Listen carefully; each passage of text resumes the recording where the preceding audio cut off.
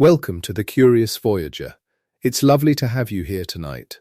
Wherever you are right now, curled under a blanket with the lamp still glowing soft and low, or lying flat in the dark with your phone resting somewhere near your pillow, or maybe stretched out on a couch with the day finally, gently, letting go of you, I'm glad you came.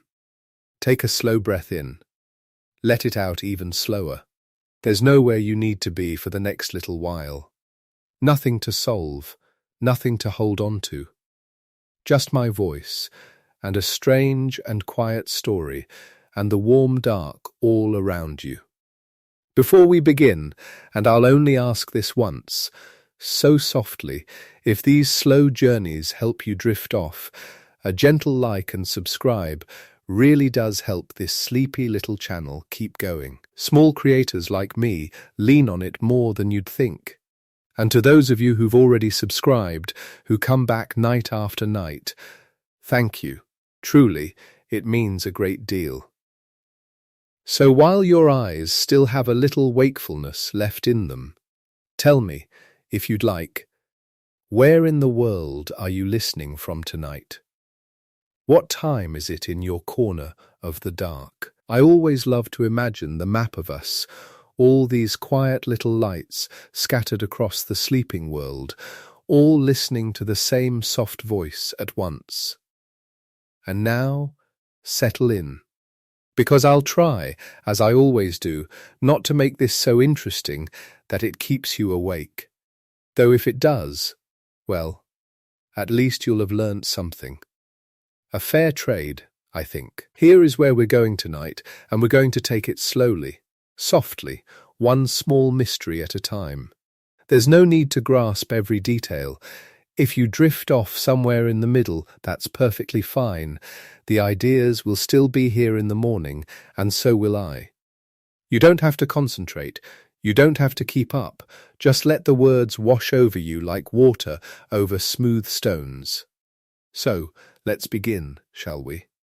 I want you to think for just a moment about a secret. Any secret.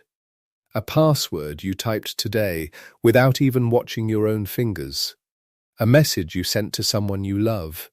A number on a card you tapped against a little machine to buy your groceries.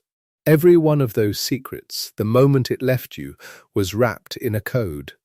Scrambled into nonsense so that anyone watching the wires, and there is always someone watching the wires, would see only noise. Meaningless static.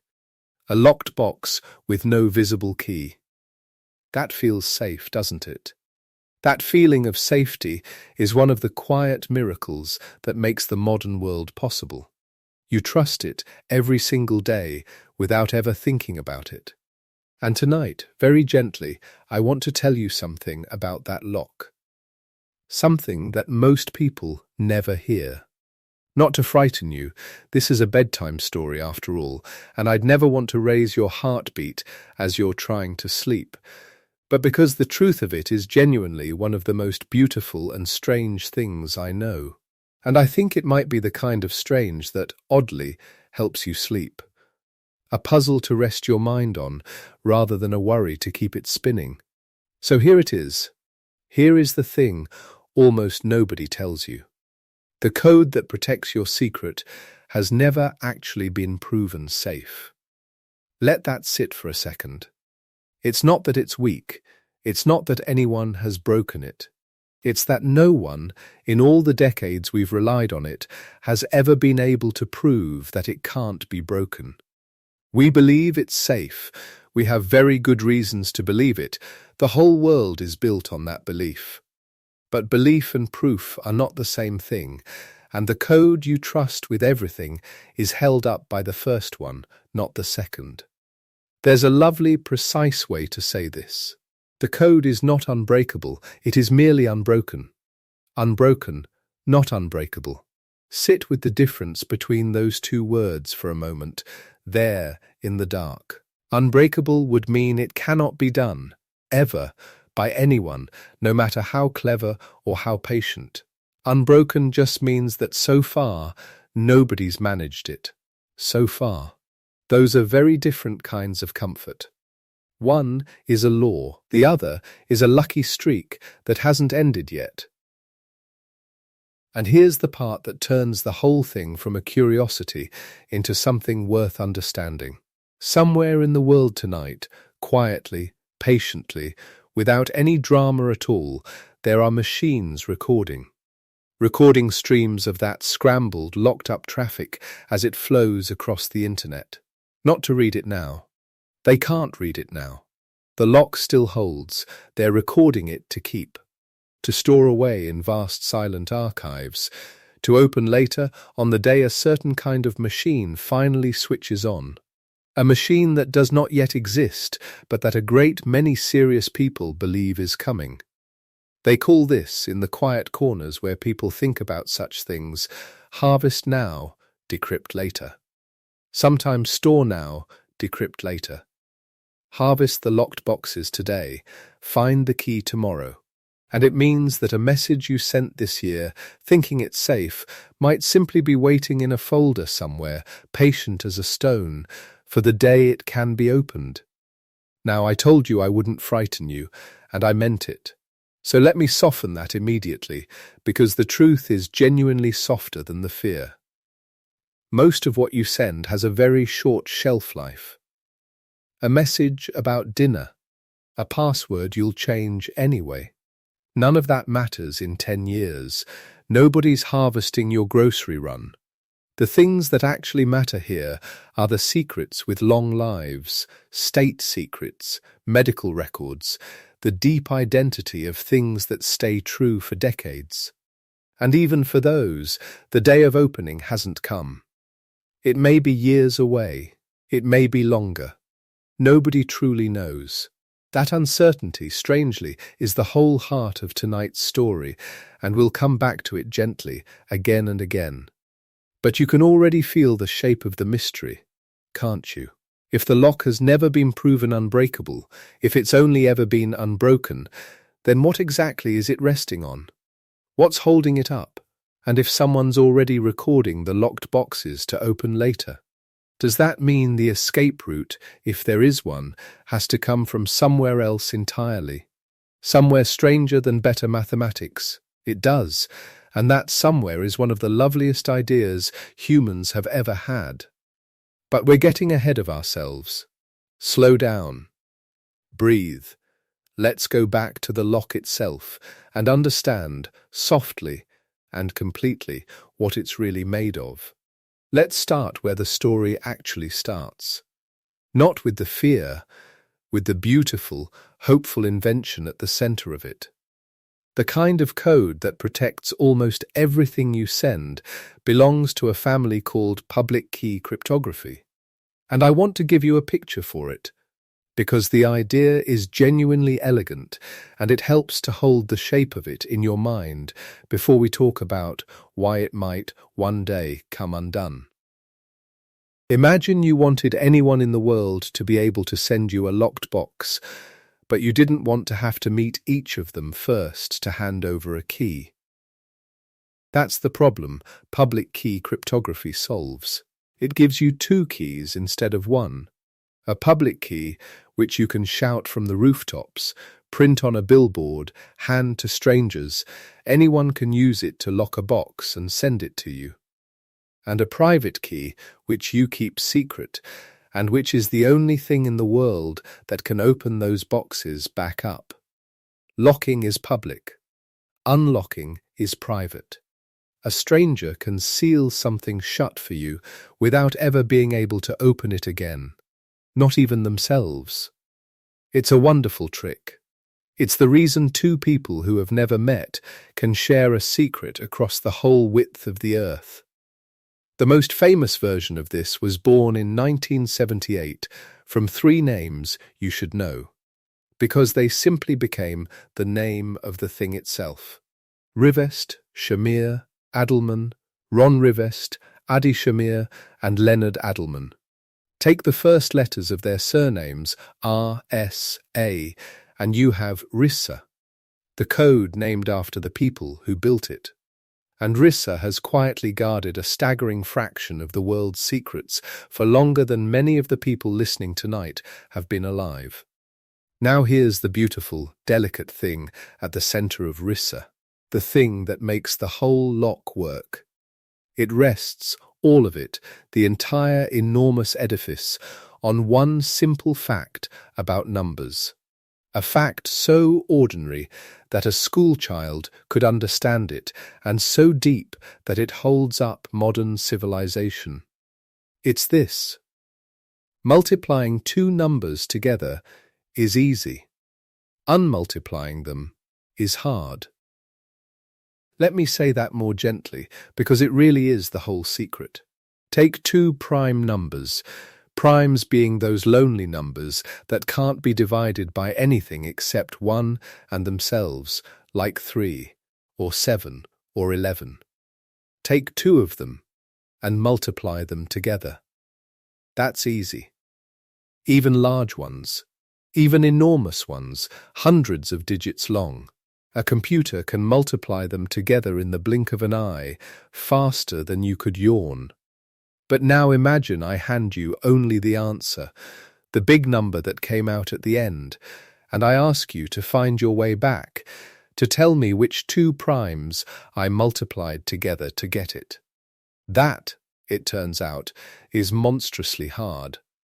There's no shortcut anyone knows.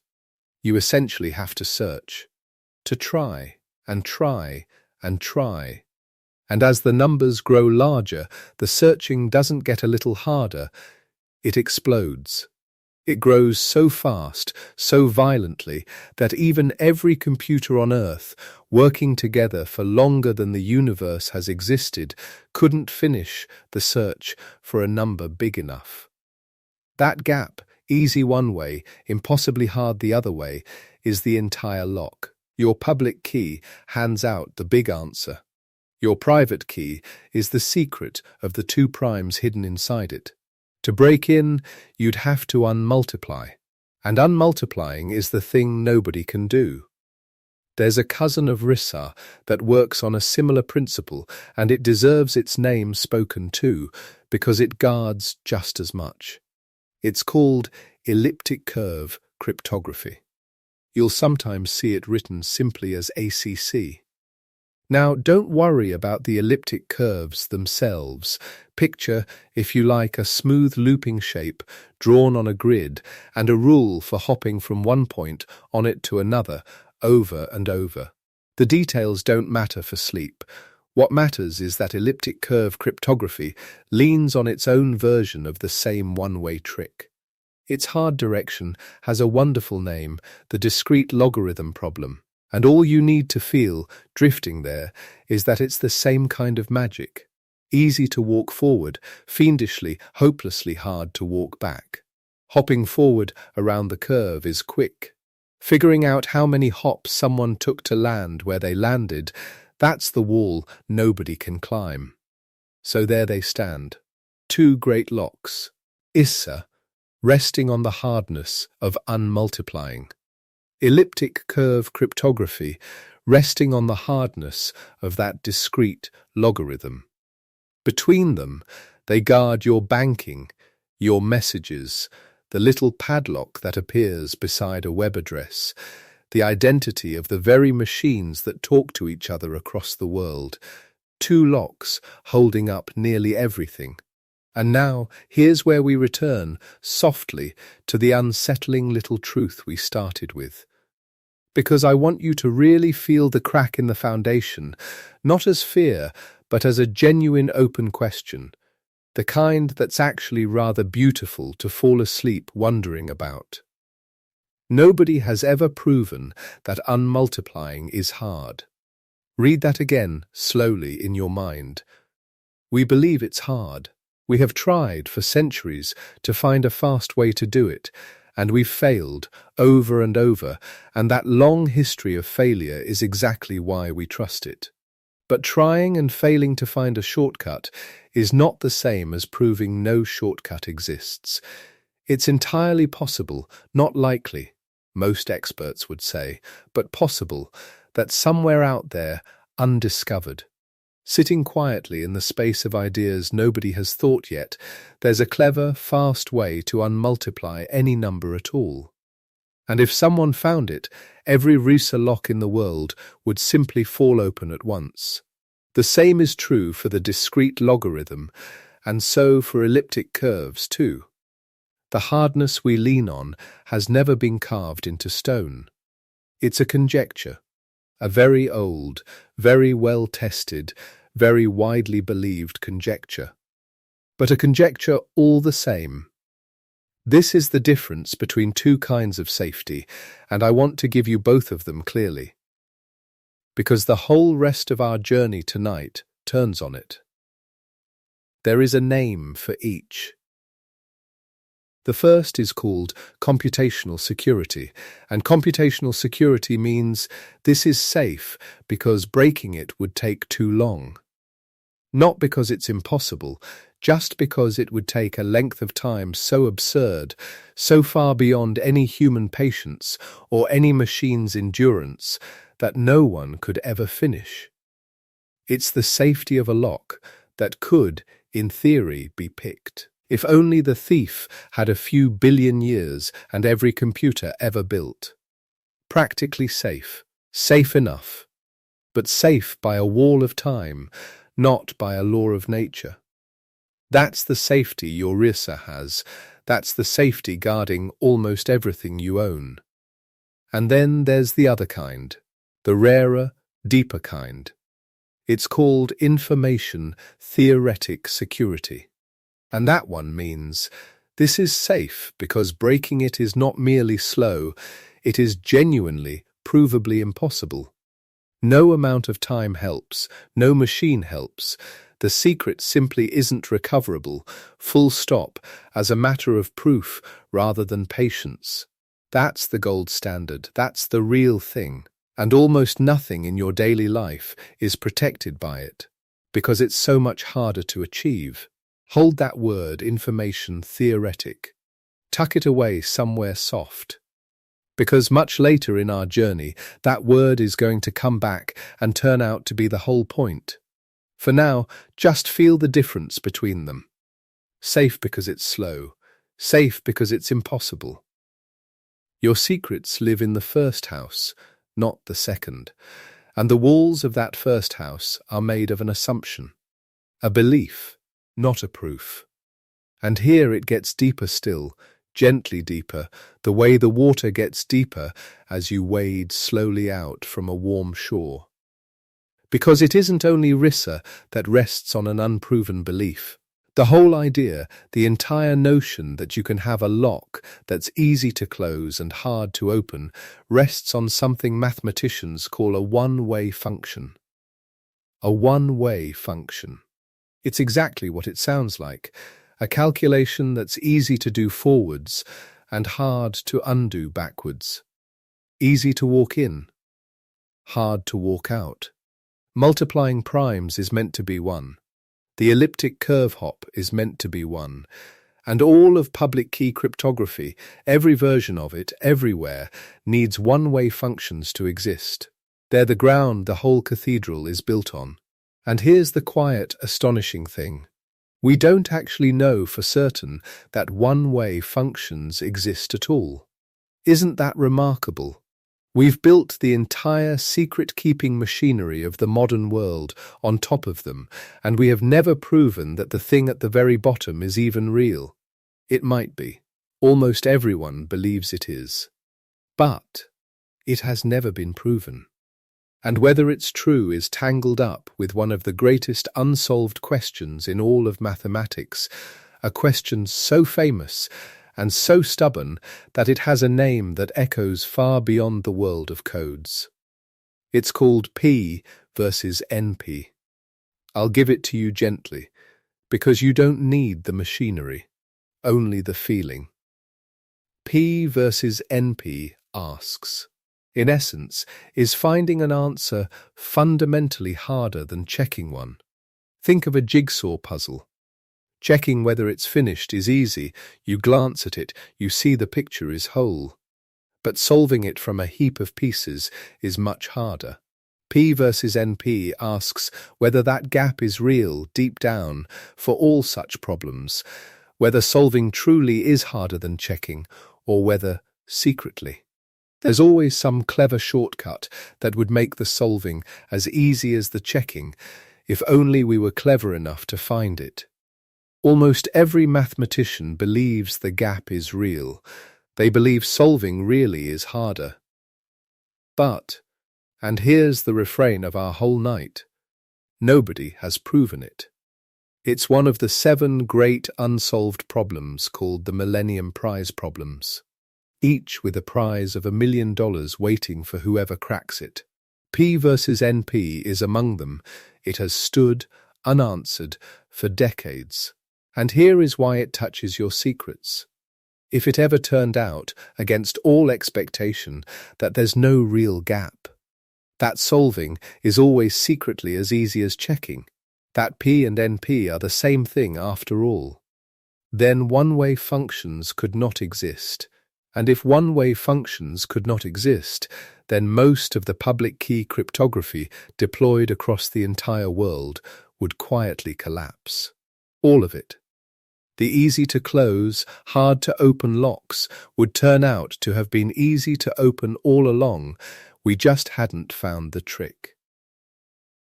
So sit for a peaceful moment with the shape of what we've uncovered.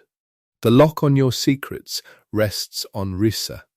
RISA rests on the belief that unmultiplying is hard. That belief rests on the existence of one-way functions. And the existence of one-way functions rests on the belief that P is not NP, a question no human being has ever been able to settle. Belief upon belief upon belief, all the way down. Not a single proof among them. A tower of very reasonable, very well-tested faith. I find that strangely beautiful, rather than frightening, and I hope, drifting there in the dark, you might too. We've wrapped the whole world's secrets in a blanket woven entirely from things we're pretty sure are true. And the astonishing part isn't that it's fragile. The astonishing part is that it works so well, so reliably, holding up so much, resting on so little that's certain. Human beings built a fortress out of educated guesses, and the fortress has held. That's not weakness. That's a kind of quiet marvel. But you can feel the question pressing softly at the edges now. The way sleep presses softly at the edges of your thoughts. If it's all belief, if none of it is proven, then how safe is it really, in practice, right now, tonight? Has anyone come close to the walls? How big is the gap between what can be broken and what we actually use? Let me answer that with a number, because the number is genuinely comforting. And I want to leave you resting on comfort before we move on. The RISA locks in common use today are built around something called RISA 2048. 2048. That number is the size of the key, the length, in the little on-off digits computers speak in, of the great big answer number I asked you to imagine earlier, the one you'd have to unmultiply to break in. 2048 of those digits. And that length is chosen very deliberately, with an enormous margin of safety, precisely because of what I'm about to tell you. Because people do try to break these locks. Not spies, in this case, mathematicians and researchers, out in the open as a kind of grand public challenge. For years there was a running contest to unmultiply ever larger numbers just to see how far the best minds and the best machines could push. And the largest one they've ever managed to crack, out in the open, by ordinary means, by throwing raw cleverness and raw computing power at it, is a number called RISA 250. 250. That's 250 digits long when you write it out in our everyday numbers, which works out to 829 of those computer digits. 829. Remember, the locks you actually use are 2048. So the very best anyone has ever done in the open is 829. Barely more than a third of the way to the wall that guards your secrets. And I want you to hear what it cost to crack even that smaller number. Because the scale of the effort is where the comfort really lives. They finished it in February of 2020. And to unmultiply that single number, to find the two primes hidden inside RSA 250, they used a method with a wonderfully austere name. The number field sieve, which is the cleverest unmultiplying technique classical mathematics has ever devised. A sieve, exactly like the word sounds, a way of shaking an enormous ocean of possibilities through a fine mesh, over and over, letting the impossible ones fall away until only the answer remains. And even with that finest of sieves, the effort came to roughly 2,700 core years of computation. Core years. Let that phrase unspool slowly. A single computing core running flat out, without rest, without pause, for one entire year, that's one core year. And this took around 2,700 of them. Which means if you had a single computer chip working on it alone, it would need something like 2,700 years, longer than the time from the ancient world to now. They didn't wait that long, of course. They split the work across many, many machines running side by side, and so it finished in months rather than millennia. But the total labor, all added up, was thousands of years of raw computation. For one number. A number only 829 digits long. A number less than half the size of the ones quietly guarding your life tonight. So feel the size of that gap and let it be a pillow. The wall we can reach is 829, and even reaching that took thousands of years of effort poured into a single number. The wall guarding you is 2048. And the way this kind of difficulty grows, that violent, explosive growth I mentioned, where each extra digit doesn't add to the trouble but multiplies it, means the distance from 829 to 2048 isn't twice as hard or 10 times as hard. It's so many times harder that the number stops meaning anything to human intuition. By every ordinary measure, by every classical machine, by the number field Siev, and every trick we know, RSA 2048 is safe. Not proven safe, remember, never proven, but safe by such an overwhelming margin of time and effort that you can rest on it as easily as you're resting now. And that is exactly the sense in which your secrets are safe tonight. Safe by that wall of time. Safe because breaking in would take longer than anyone has. Safe, as we said, computationally, practically, by the slow arithmetic of how long the searching takes. But hold, one more time on the words. Safe by time, not safe by proof.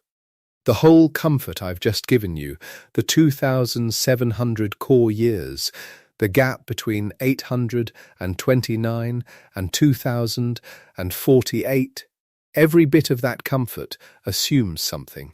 It assumes that unmultiplying stays hard, that nobody ever finds a faster sieve, that the only way in is the long, slow, plodding way, the way that grows so violently with size that it walls off the larger numbers forever. And that assumption that the only way to unmultiply is the slow way, held, unshaken, comfortably, reliably, for decade after decade after decade, until one day it didn't. Because in a quiet year, in a quiet laboratory, one person sat down and found a different way.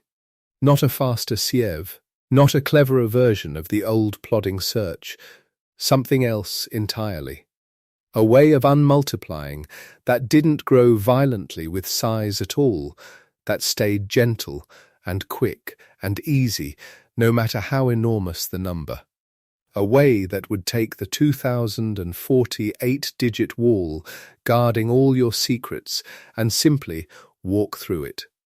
Not in thousands of years, not in months, in something closer to an afternoon. There was only one catch, and it's an enormous catch, a strange and wonderful catch, the kind that turns a nightmare back into a bedtime story.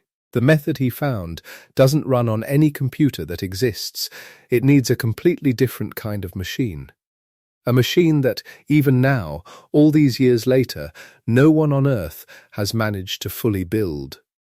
But the recipe is written down. It's been written down since 1994. It's sitting there, waiting, perfectly clear, perfectly correct. A set of instructions for dissolving the world's locks, needing only a machine that doesn't yet exist to read them aloud. And every serious intelligence service on the planet knows it's written down. Which is exactly why, somewhere tonight, those patient machines are quietly recording, harvesting the locked boxes now, waiting for the day the other machine finally switches on. We'll get to that machine. We'll get to the man who wrote the recipe and the beautiful, almost unbelievable trick at the heart of it, how you could unmultiply a number by, of all things, listening for a rhythm hidden inside it. And we'll get in time to the escape route, the one strange path out of all this that doesn't rest on any belief at all, that doesn't ask you to trust that unmultiplying is hard, or that one-way functions exist, or that P is not NP. A path that throws all of mathematics aside and hides your secrets behind a plain law of nature instead. A law that says a single particle of light cannot be copied, and so a message written in single particles of light cannot be stolen without leaving a mark you can see. But not yet. Not tonight's next breath. For now, just rest here, at the edge of it, in the warm dark, holding the shape of what we've found. That the lock on everything you own is not unbreakable, only unbroken. That it's held up not by proof, but by a tower of gentle, reasonable beliefs, stacked one on another all the way down. And that somewhere in 1994, someone found the first real crack in the bottom stone, and then quietly noted that the tool to widen it hadn't been invented yet. Breathe in, slow, breathe out, slower. The mystery isn't going anywhere, and neither am I. Let's go back, way back to a single laboratory in New Jersey and a quiet idea that changed what the word safe would ever mean again. It was 1994. The month was April.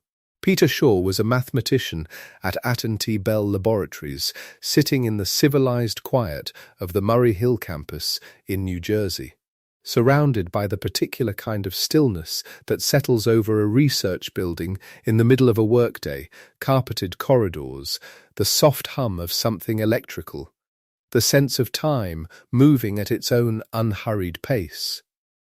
He was not trying to destroy the world's encryption. He was thinking about a problem in quantum computation that had been floating around in the field for a while, unsolved, orbiting the question of whether quantum computers could do anything that classical computers genuinely could not.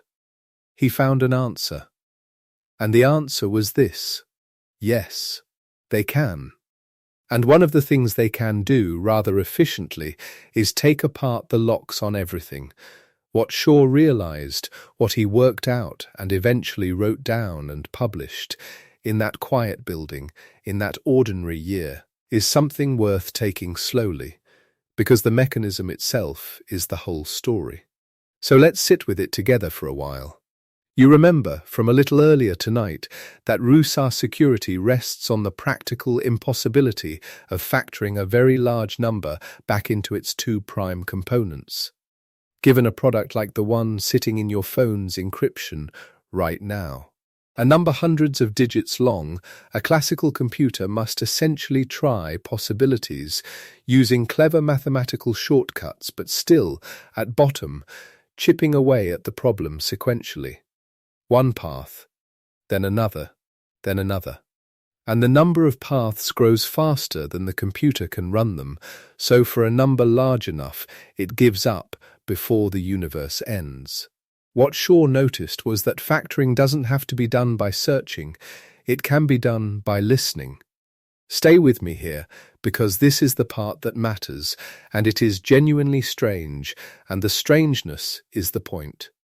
When you multiply a number together over and over, say, you pick a small number, and you multiply it by itself, and then by itself, again and again. Working modulo some large target number, what you get is not chaos. What you get is a pattern, a rhythm. The results repeat themselves, cycling around with a period, a regular beat, the same sequence of values appearing again and again and again. Mathematicians call this the period of the function, and it turns out that if you can find that period, you can use it to extract the prime factors of the large number. The problem of unmultiplying, which looks like a search problem with no shortcuts, turns with a small transformation into a problem of finding a rhythm. And finding a rhythm is something quantum computers are extraordinarily good at. Here is why. A classical computer, working on this problem, evaluates the function at one input at a time. It picks a value, calculates the output, picks another value, calculates again. Sequential, patient, slow, a quantum computer, by virtue of superposition, can hold all the possible inputs simultaneously in a kind of smeared, overlapping cloud of states. It doesn't evaluate the function at one input. It evaluates it at all inputs at once, in a single step, the whole landscape of possibilities existing together in the same moment. But here is the subtlety, the thing that makes this more than a party trick. You cannot simply read out all the answers from that superposition. The moment you look at a quantum system, it collapses, it picks one answer and shows you that one. So the trick is not to look for a single answer. The trick is to reshape the superposition, using a procedure called the quantum Fourier transform, so that when the system does collapse, what you see is the period, the rhythm that runs through all those outputs at once. The quantum Fourier transform does for periodic patterns what your ear does for sound. Your ear cannot hear each individual air pressure value over time as a separate thing. It resolves them automatically into tones, into frequencies, into rhythm and pitch. The quantum Fourier transform does something analogous to the periodic structure hiding inside modular arithmetic. It takes all those overlapping outputs, interferes them with each other like ripples on water cancelling here and reinforcing there, and concentrates the probability into the periodicity you're looking for. Run the calculation. Observe the output. The period appears. And once you have the period, the rest is a few lines of classical arithmetic. The prime factors of the large number fall out. The lock is open. This is Shor's algorithm. Factoring reduced to period finding. Period finding achieved by superposition and quantum interference. Classical computers need, in the worst case, time that grows exponentially with the size of the number. Shor's algorithm needs time that grows polynomially, manageable, efficient, tractable. For a number large enough to take a classical computer, the age of the universe, a sufficiently powerful quantum computer runs Shor's algorithm and answers in the time it takes you to finish a cup of tea. And here is the full depth of the problem. Shor's algorithm doesn't only break RISA. The same mathematical structure, the same period-finding trick, applies to the discrete logarithm problem, which is what elliptic-curve cryptography rests on and what the Diffie-Hellman key exchange relies on. In a single afternoon of operation, a large enough quantum computer running Shor's algorithm would dissolve RISA, Diffie-Hellman, and elliptic-curve cryptography simultaneously. Not one lock, every lock of this kind. The same recipe, the same machine, the same afternoon. When the paper circulated in 1994, the response among cryptographers was something between admiration and a very quiet, very controlled form of alarm. Now, a pause here, because this is exactly the moment where headlines love to sprint ahead of the truth, and this is a room that deserves better than that. Shor's algorithm is real. Its correctness is mathematically proven. There is nothing speculative about the theory. But running it against RSA 2048, the 2048-bit encryption standard currently protecting your communications, requires a quantum computer of a scale that does not yet exist, and may not exist for quite a long time. The reason is error. Quantum systems are desperately fragile. A qubit, a quantum bit, the basic unit of a quantum computer, is in superposition, balanced in a delicate, improbable state, and the world constantly tries to disturb it. Thermal vibration, stray electromagnetic fields, a photon from the wrong direction. Any interaction with the environment can collapse the superposition prematurely, destroying the calculation. This is called decoherence, and fighting it requires error correction, which requires redundancy, which requires using many physical qubits to encode each logical qubit reliably enough to perform meaningful computation. In 2019, Craig Gidney and Martin Ecker published a careful analysis of exactly what it would take to run Shor's algorithm against RSA 2048. Factoring a 2048-bit number in a reasonable time. Their estimate, on the order of 20 million physical qubits running for roughly 8 hours. 20 million. Today's most advanced gate model quantum computers have, depending on the system, somewhere in the range of hundreds to a few thousand physical qubits, and those qubits are noisy, prone to error.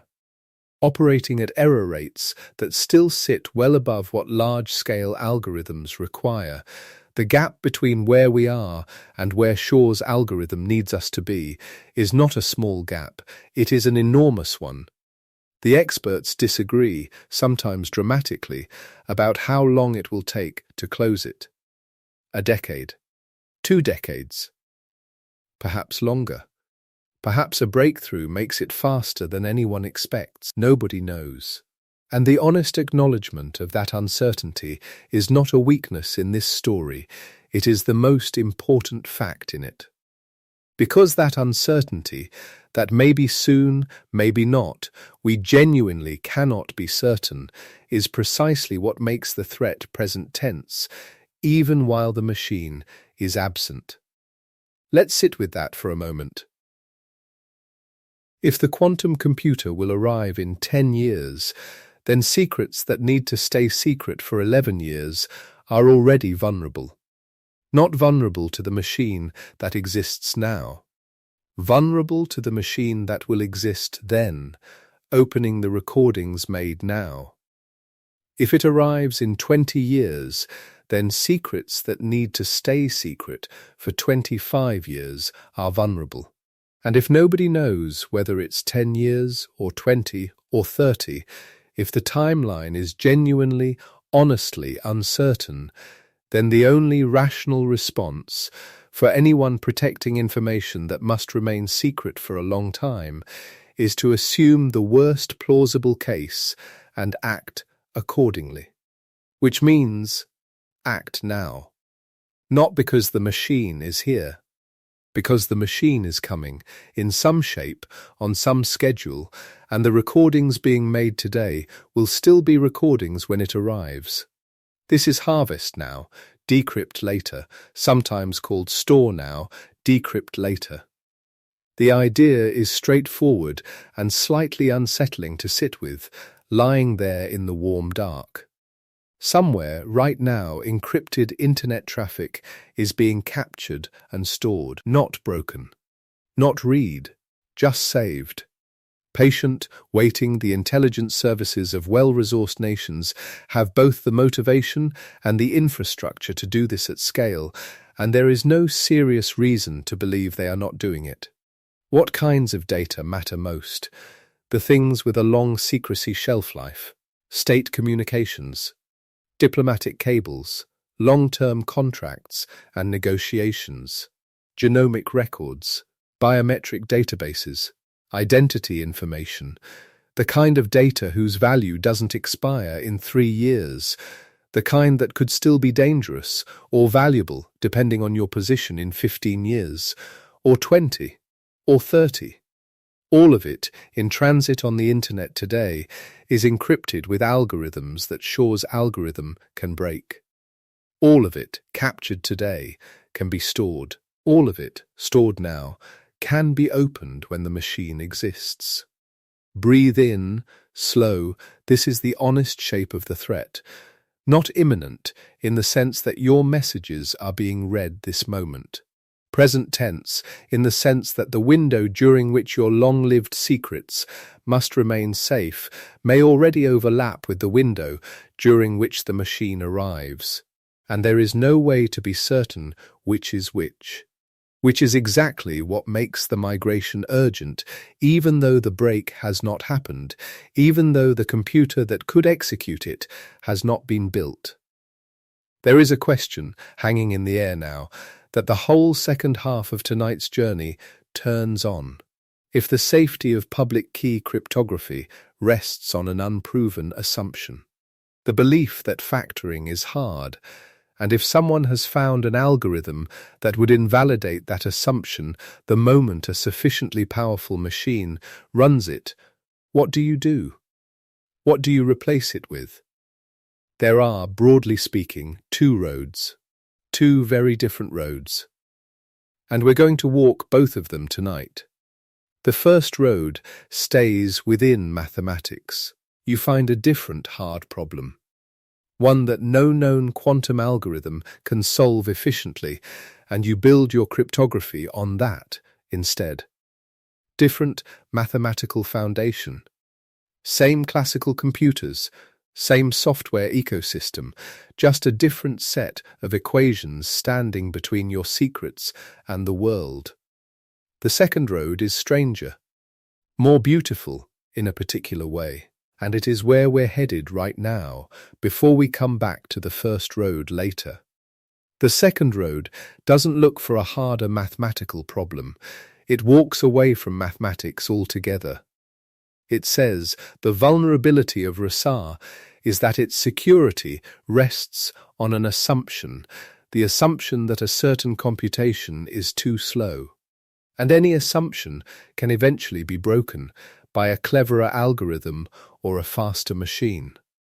So instead of making a new assumption, what if you grounded your security in something that cannot be assumed away? Not a belief about what's computationally difficult. A law of physics, something that is simply irreducibly true about how the universe works, not because we haven't found a way around it yet, but because the universe itself doesn't allow a way around it. There is one such law that is relevant here. One property of the physical world that the quantum revolution uncovered, that seems at first like a limitation, a frustrating constraint on what you can know, but that turns out, in the hands of someone who thought about it long enough, to be a resource, a tool, the foundation of an entirely different kind of secret keeping. That property is this: you cannot copy an unknown quantum state. Not it's very difficult to copy one. Not it takes a long time or it requires enormous energy. It is simply, provably, physically impossible. A consequence of the fundamental linearity of quantum mechanics. The universe, at the most basic level of its operation, does not allow it. And the story of how that constraint became a cryptographic idea, the idea at the heart of everything that follows tonight, begins not in 1994, not in 1984, not in any of the years the published papers tend to start with. It begins around 1970, in a graduate student's notebook, in an idea that was considered quietly too strange to print. His name was Stephen Wiesner. He was studying at Columbia University in New York, and he was thinking about quantum mechanics and, of all things, money. Not money in the metaphorical sense, actual banknotes, physical currency, the problem of counterfeiting. The problem with a banknote, if you think about it from a purely information-theoretic perspective, is that it carries all its information on its surface, the patterns, the printing, the serial number, the ink, and surface information can be copied. A good enough counterfeiter, with good enough equipment, can reproduce the information well enough to fool the verification. The physical note is only as secure as the difficulty of replicating its classical, readable, measurable properties. Wiesner had an idea. What if a banknote carried information that could not be copied? Not information that was difficult to copy, information that it was physically impossible to copy, by a law of nature, the way it is physically impossible to go faster than light. He called it quantum money. And here is the basic shape of the idea. Embed in the banknote a series of single photons, each prepared in a specific polarization state. The bank knows the states, the secret sequence is in the bank's records. But the photons themselves are quantum systems, and a quantum system has a peculiar property. If you don't know which way to measure it, measuring it disturbs it. If you try to copy it, you first have to measure it, and if you measure it in the wrong basis, you destroy the original information and cannot reconstruct it. So a counterfeiter trying to duplicate the quantum signature of the note would be stymied, not by computational difficulty, but by the structure of reality. They would need to copy quantum states. And you cannot copy quantum states. This was the idea. Around 1968 or 1970, Wiesner wrote it up. He showed it to colleagues. He tried to publish it. It was rejected. Repeatedly, for over a decade. The concept was considered too speculative, too far outside the mainstream of what physics papers were supposed to be about. His manuscript circulated among a small group of people who found it interesting, but it sat, unpublished and largely unknown, for years. It would finally appear in print in 1983 in Act News under the title Conjugate Coding. By then, the idea had quietly germinated in the mind of at least one person who had encountered it informally, and that germination had already produced something new. But we'll get to that. Hold the thread for now. The reason Wiesner's idea works, the reason quantum money could exist, in principle, is the property that Wiesner intuited and that physicists hadn't yet, in 1970, stated as a theorem. The formal statement came 12 years later. In 1982, William Wouters and Wojciech Zurek published a short paper in Nature. And independently, in the same year, Denis Dierks published his own version in Physics Letters A. The papers proved what is now called the no-cloning theorem. The theorem is, in its statement, elegantly simple. It says, there is no physical operation that can take an arbitrary, unknown quantum state and produce two identical copies of it. None. Not in principle, not with sufficient technology, not with a sufficiently clever machine. The operation is forbidden by the mathematical structure of quantum mechanics itself. Here is the deepest reason why, set out slowly. Quantum mechanics is linear. That word, linear, sounds technical, but it means something specific and important here. It means that quantum operations can be superimposed on each other.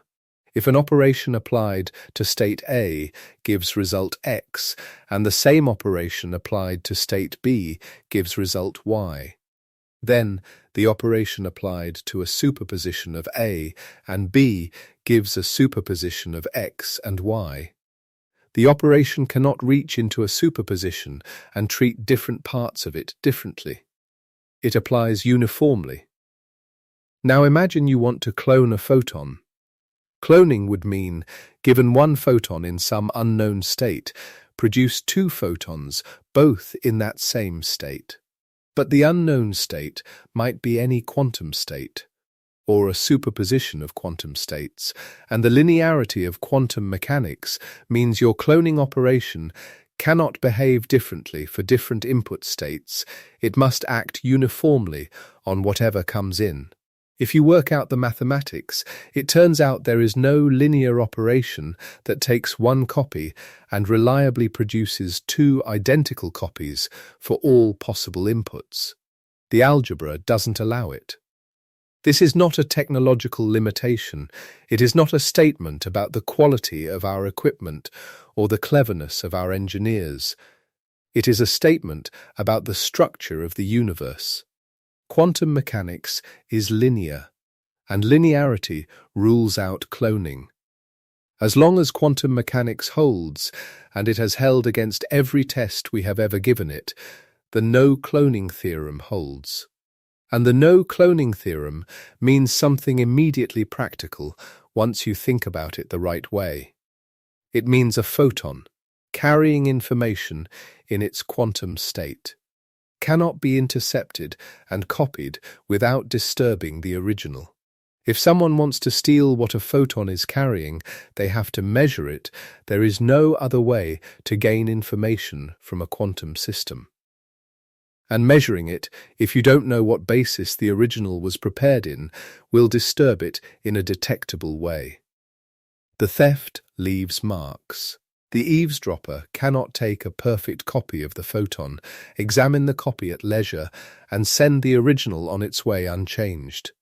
The original is not a file to be duplicated. It is a fragile quantum state, and looking at it changes it. If you are lying very still right now, perhaps starting to feel the weight of sleep at the edges of things, you might notice a certain irony beginning to take shape. For most of human history, the dream was to hide information so thoroughly that no one who didn't have the key could make sense of it. But the no-cloning theorem hints at something stranger, something that doesn't try to hide the information at all, in the conventional sense, something that instead makes any attempt to reach for it visible, audible, detectable. But that is the next part of the story. A story that waits for a particular year, and a conference in a particular city, and two particular people with a particular idea. For now, rest with the shape of what we've found tonight. You've followed the thread from a quiet building in New Jersey, where Peter Shor sat in 1994 with a pen and a problem and an answer that would, if the machine to run it ever existed, dissolve the security of every public key crypto system in use on Earth. You've held the honest caveat that the machine needs 20 million qubits, and today's machines have hundreds or thousands, and nobody can say with certainty when that gap will close, only that the uncertainty itself is the reason to act now.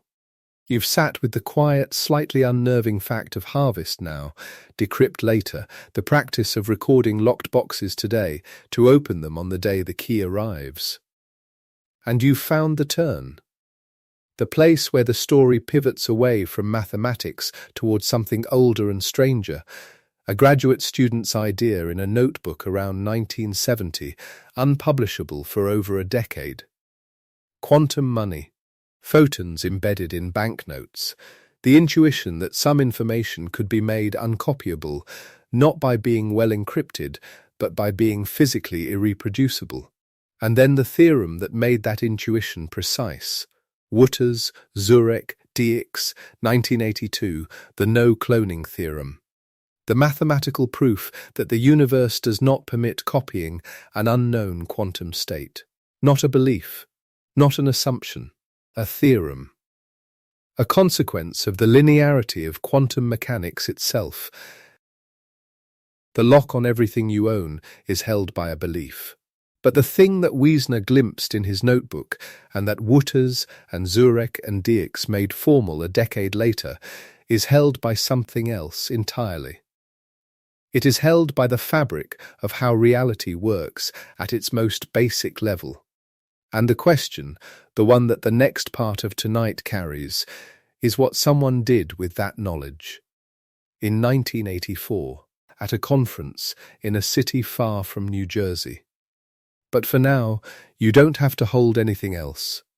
You can let this settle. The room around you is the same room it was when we started. The lamp, if there still is one, doing whatever lamps do quietly in the corner. The blanket, if you have one.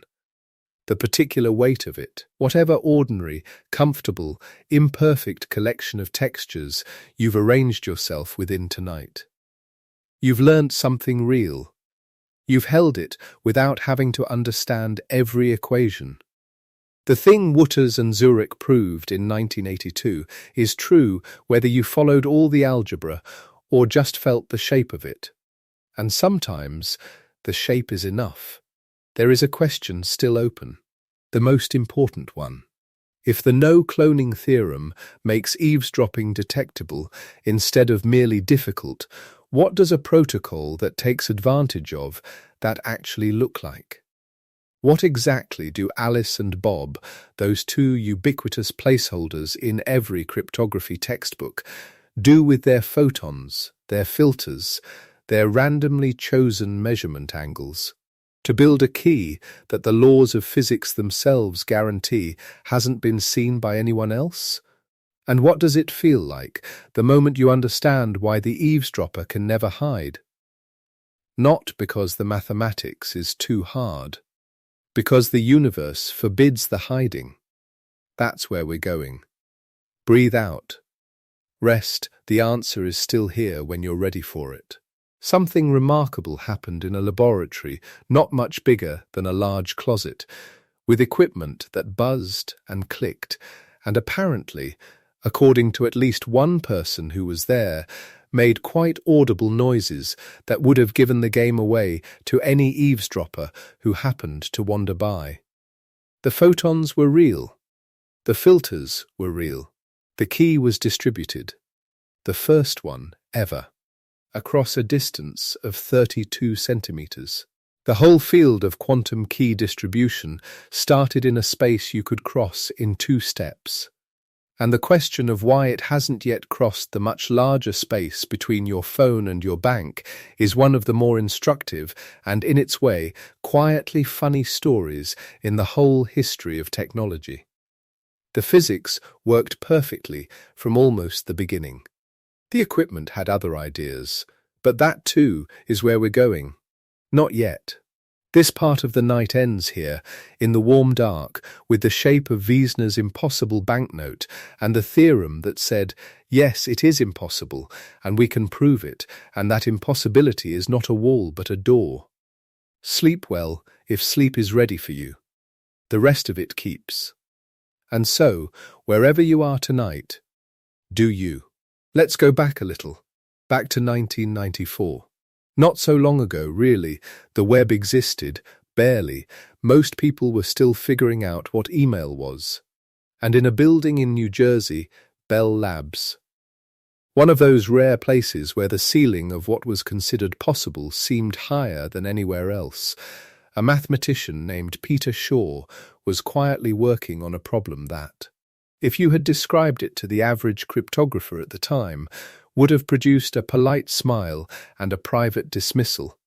Shor was thinking about factoring, not in an abstract recreational sense. He was thinking about what a quantum computer could do with the problem at the heart of RISA, and he found something. Here is what he found. The problem of factoring a large number into its prime components is hard, classically, because there is no known shortcut. You more or less have to search.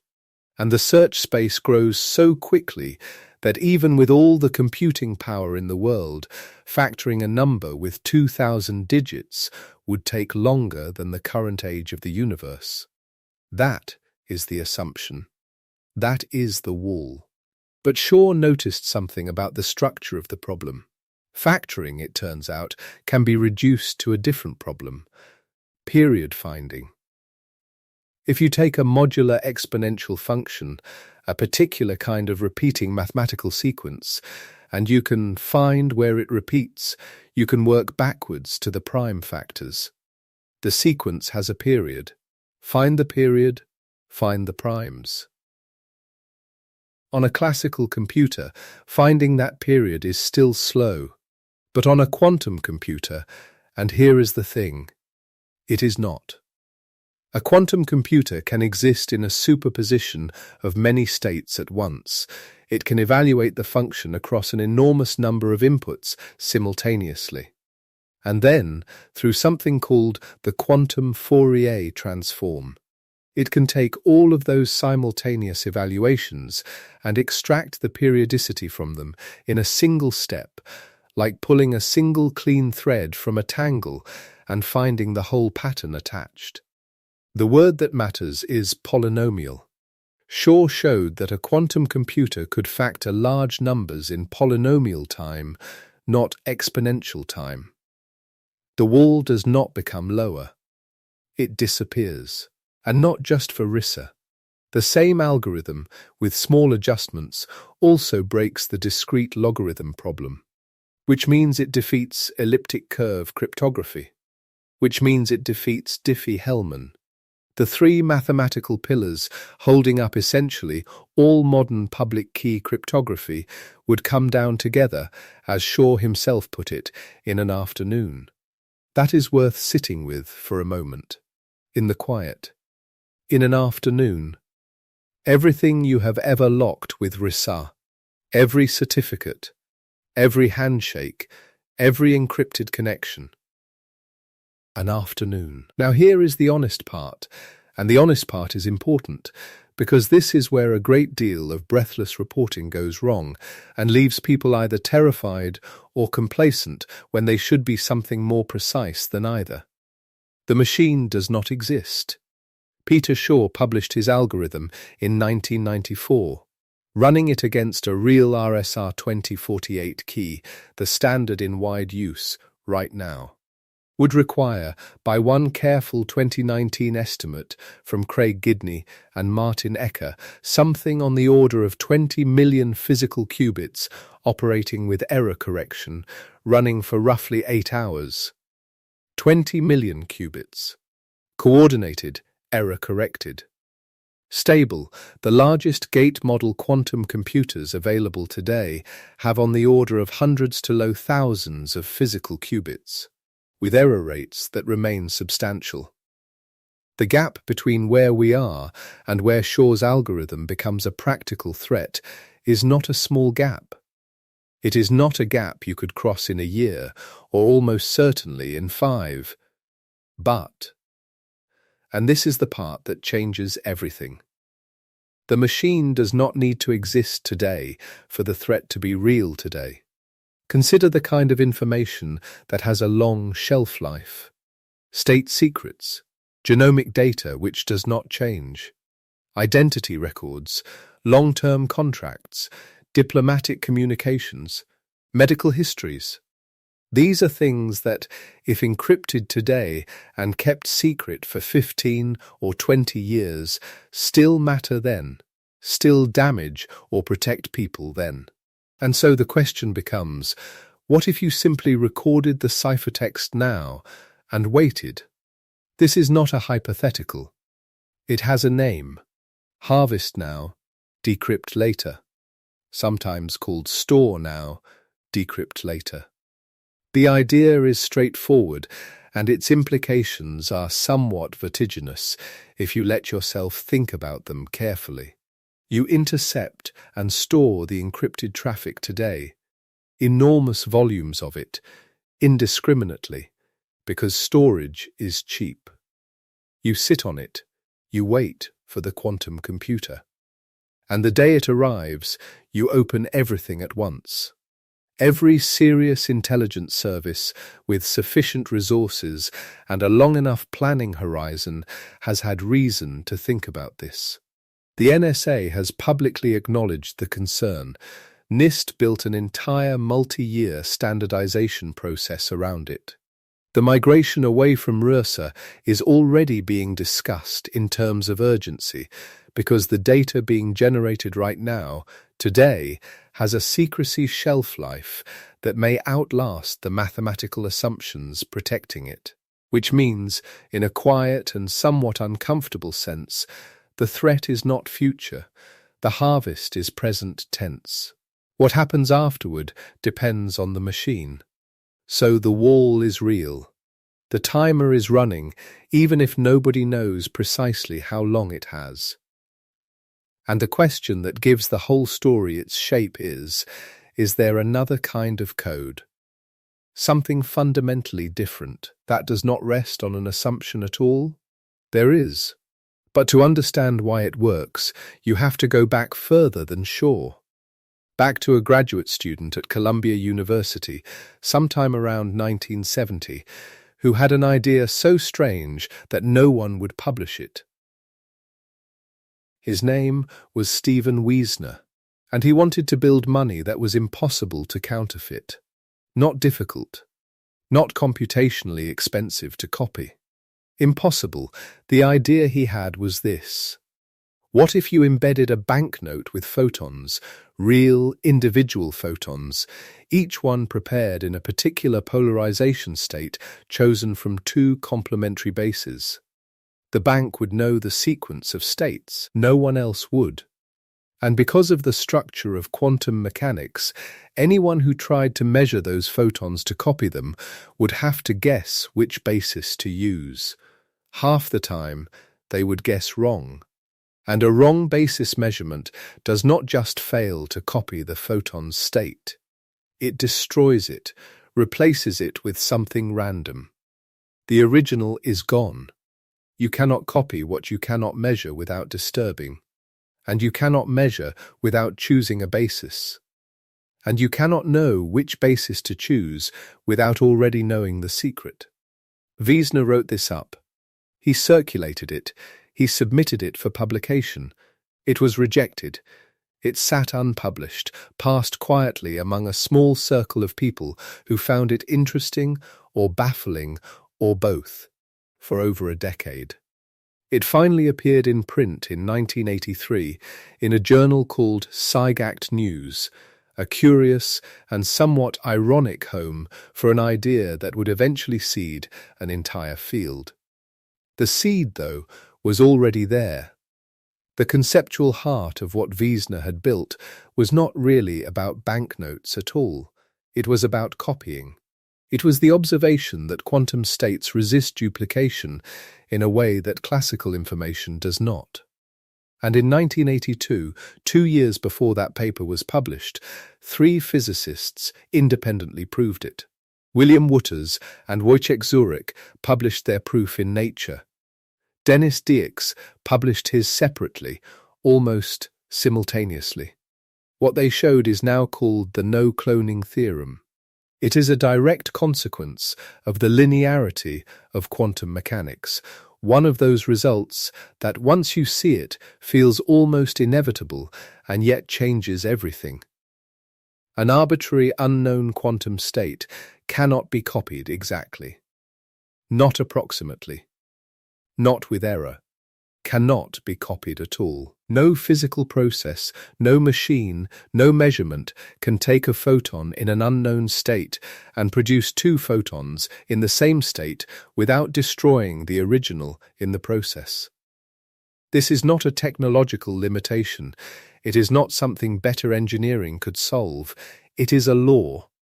The same kind of law as the impossibility of perpetual motion, or the constancy of the speed of light.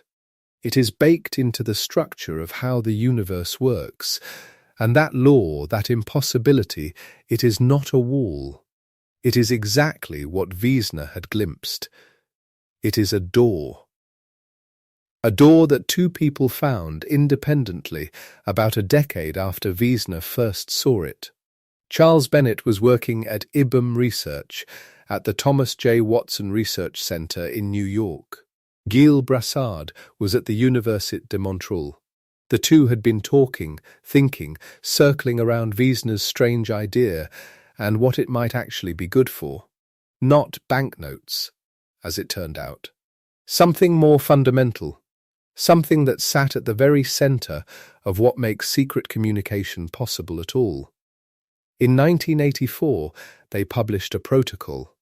They gave it a name that has since become one of those strings of characters that cryptographers say as casually as most people say the alphabet. BB84, the B and the B for Bennett and Brassard, the 84 for the year.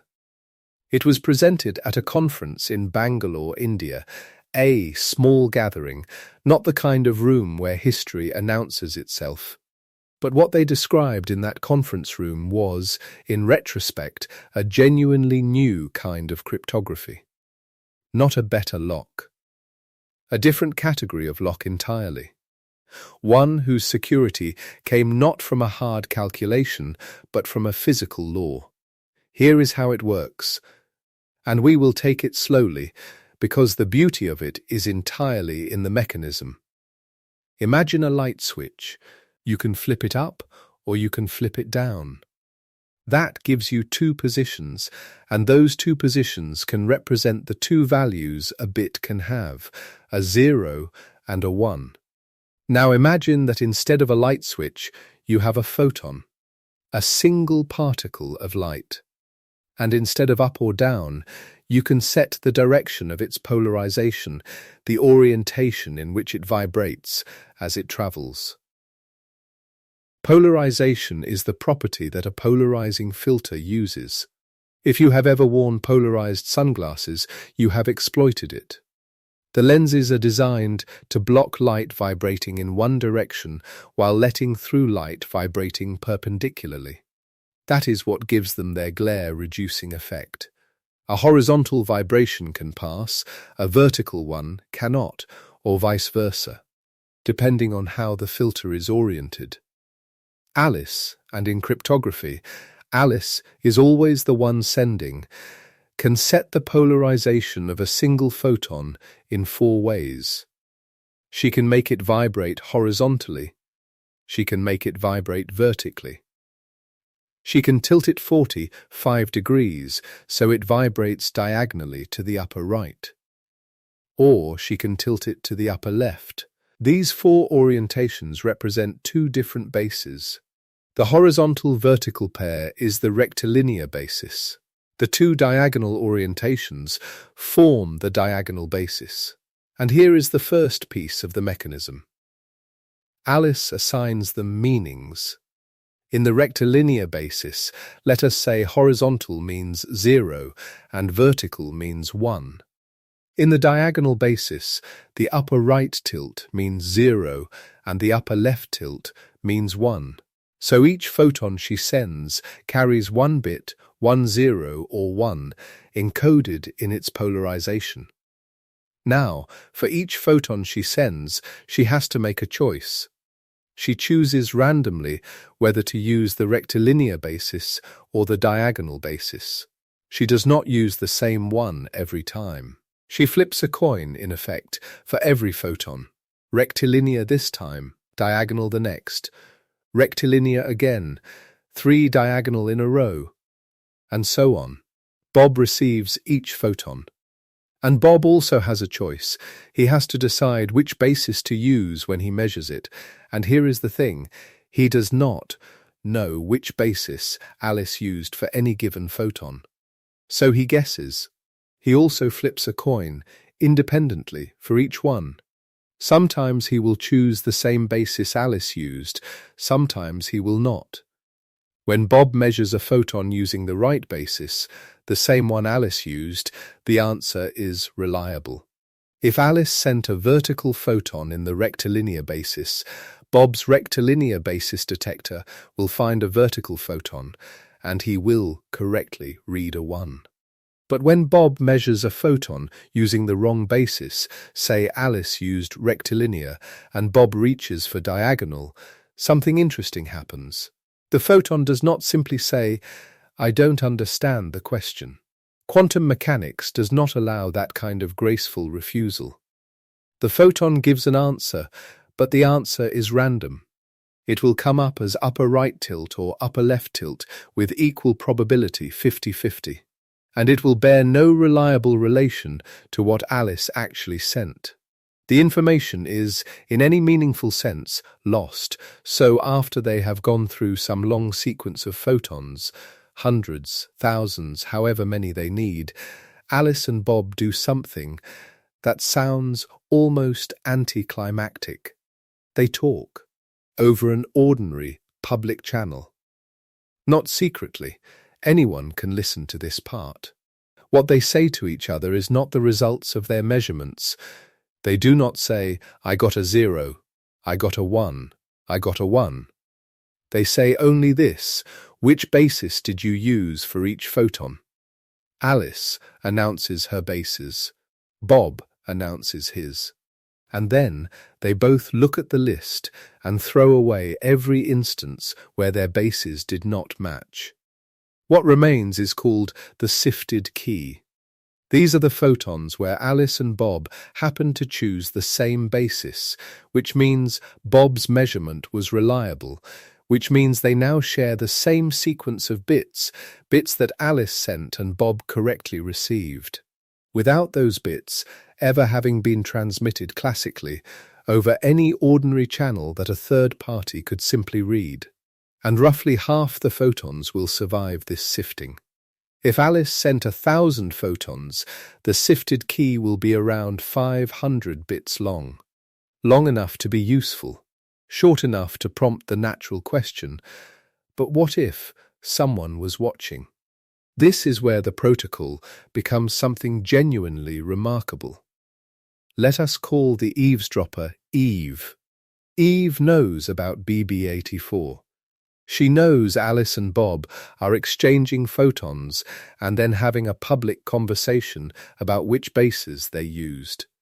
She wants to learn the key. So she decides to intercept the photons before they reach Bob. She will measure each one herself, record the result, and then send Bob a new photon representing what she measured. The problem, and this is the no-cloning theorem doing its work, is that she cannot simply copy the photon and pass it along.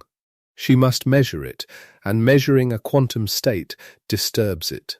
Permanently, the original state is gone. So Eve is in exactly the same position Bob is in. She does not know which basis Alice used for each photon. So she guesses.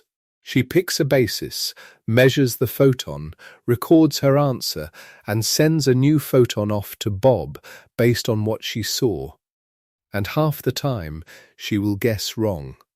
When Eve guesses wrong, she measures the photon in the wrong basis and gets a random result.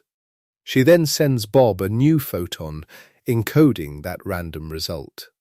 And when Bob later measures that photon in the correct basis, the one Alice actually used, he has a 50% chance of getting the wrong answer.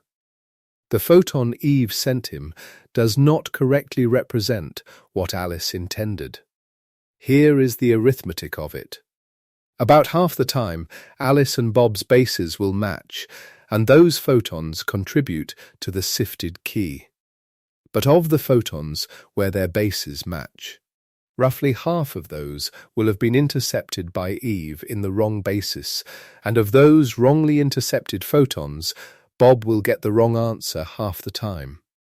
Work through the numbers, and you find that Eve's intercept-resend attack introduces errors into about a quarter of the bits in the sifted key, around 25%.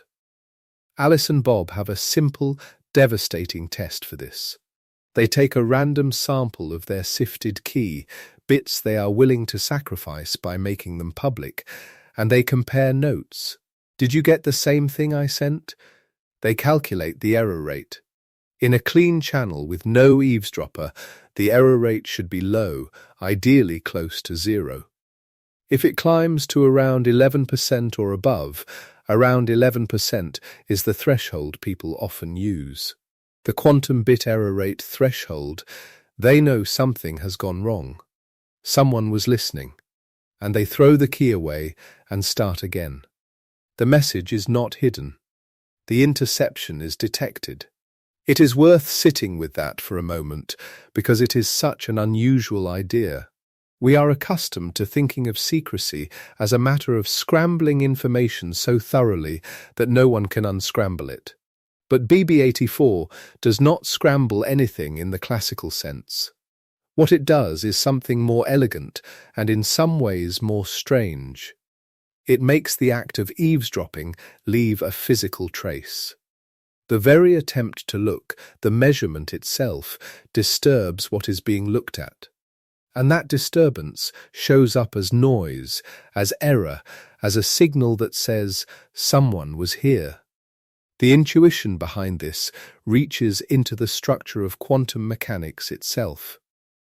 Heisenberg's uncertainty principle, which you may have encountered before in some form, is often explained as a limit on how precisely you can know two properties of a particle at once. The more precisely you pin down a particle's position, the less precisely you can know its momentum, and vice versa. That is the famous version. But the underlying idea is broader.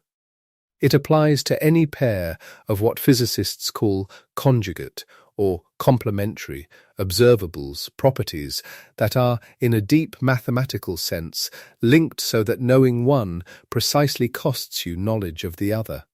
The rectilinear and diagonal bases in BB84 are exactly such a pair. If a photon has a definite state in the rectilinear basis, it is precisely horizontal or precisely vertical, then it has no definite state in the diagonal basis at all. It is in a superposition of the two diagonal options. Measuring it in the diagonal basis gives a random result, 50-50. The information about the rectilinear basis is destroyed by the measurement, not just concealed. It is gone. This is why Eve cannot look without leaving a mark. She cannot measure a photon in the right basis if she does not know which one that is. And if she picks the wrong one, she is not just failing to learn something.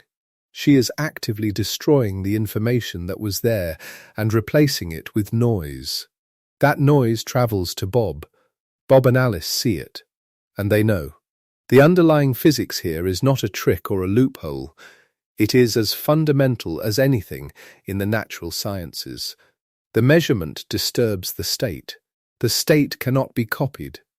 The eavesdrop cannot be hidden. These are not engineering challenges. They are consequences of the structure of the universe.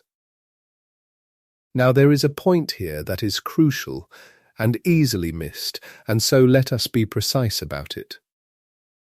BB84 is not a way of sending a secret message, it is a way of establishing a shared secret key.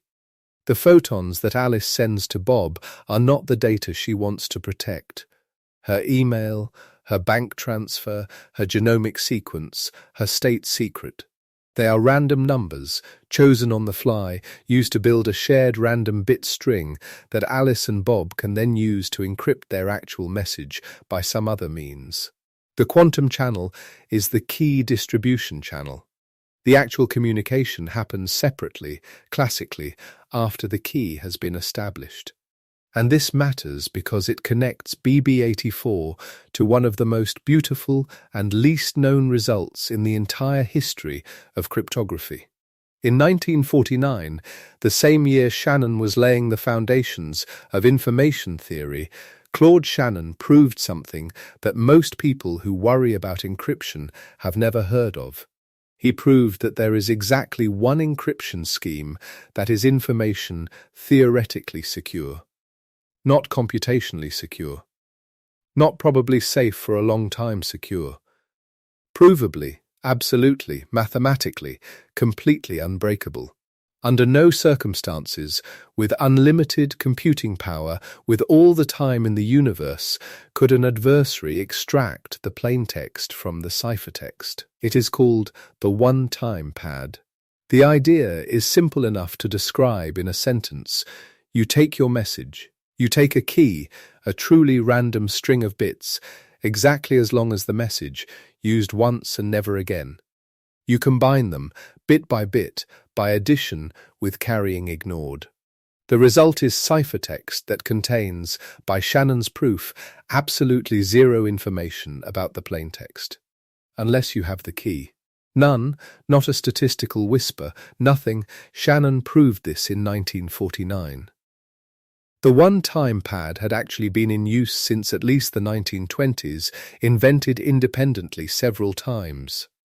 Diplomats used it. Spies used it. The famous Moscow-Washington hotline, the so-called red telephone set up after the Cuban Missile Crisis, used one-time pad encryption. But the one-time pad has a crippling weakness. It only works if the key is truly random, truly secret, and never reused. And the key has to be as long as the message. If you want to send a 10-megabyte file securely, you need a 10-megabyte, truly random key that only you and the recipient possess, and you need to transmit that key without anyone intercepting it. Which is, of course, the same problem you had with the message in the first place. Distributing the key is just as hard as distributing the secret. You have not solved the problem, you have relocated it. This is why the one-time pad has not replaced RSA. The key distribution problem is real, and for large-scale modern communication, it has always seemed insurmountable, except that BB84 solves it. That is precisely what BB84 does.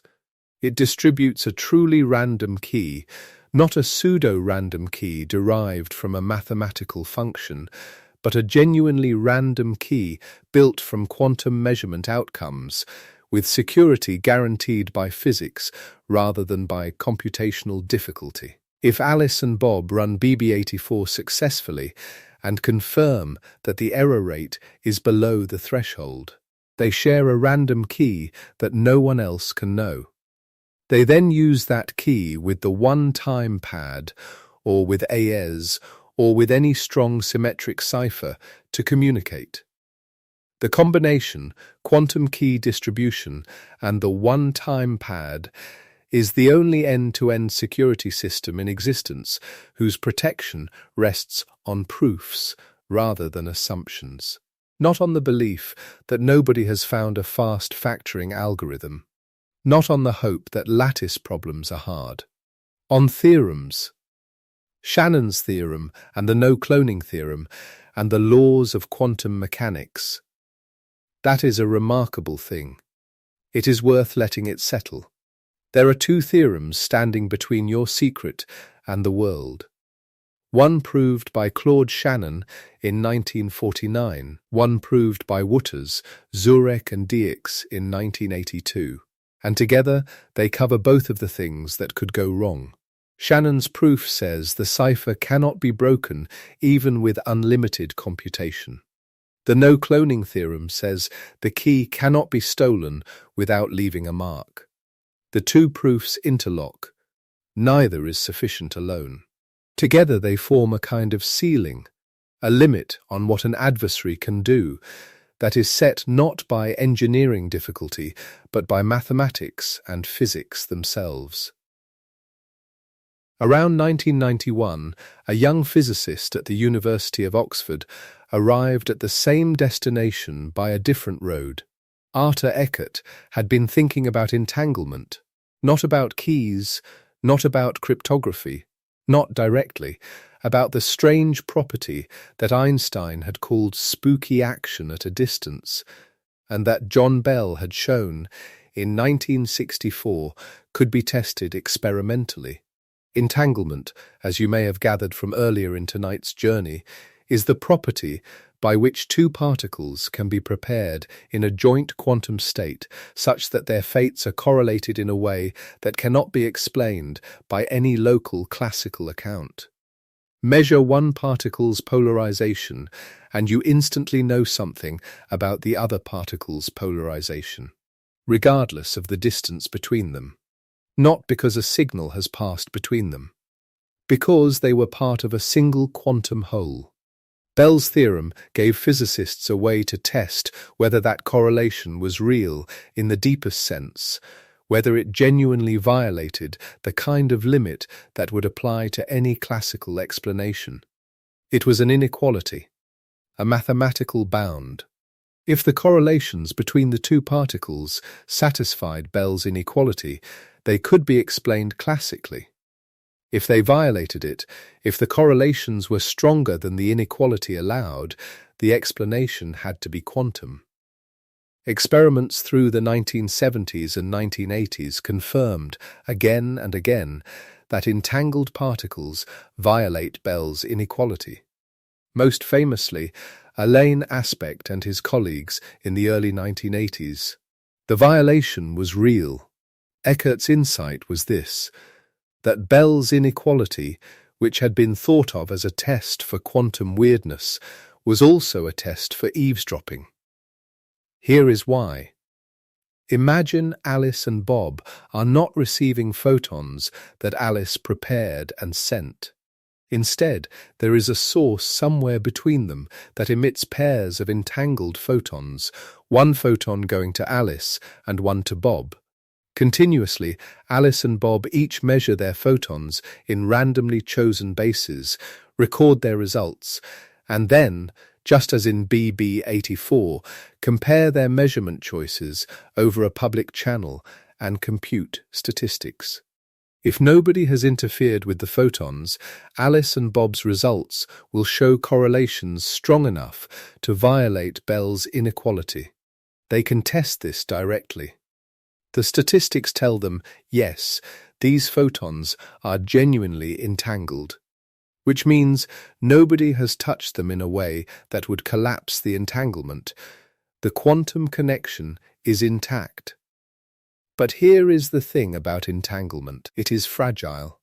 If Eve intercepts a photon, if she measures it or interacts with it in any way that gives her information about its state, she disturbs the quantum correlation.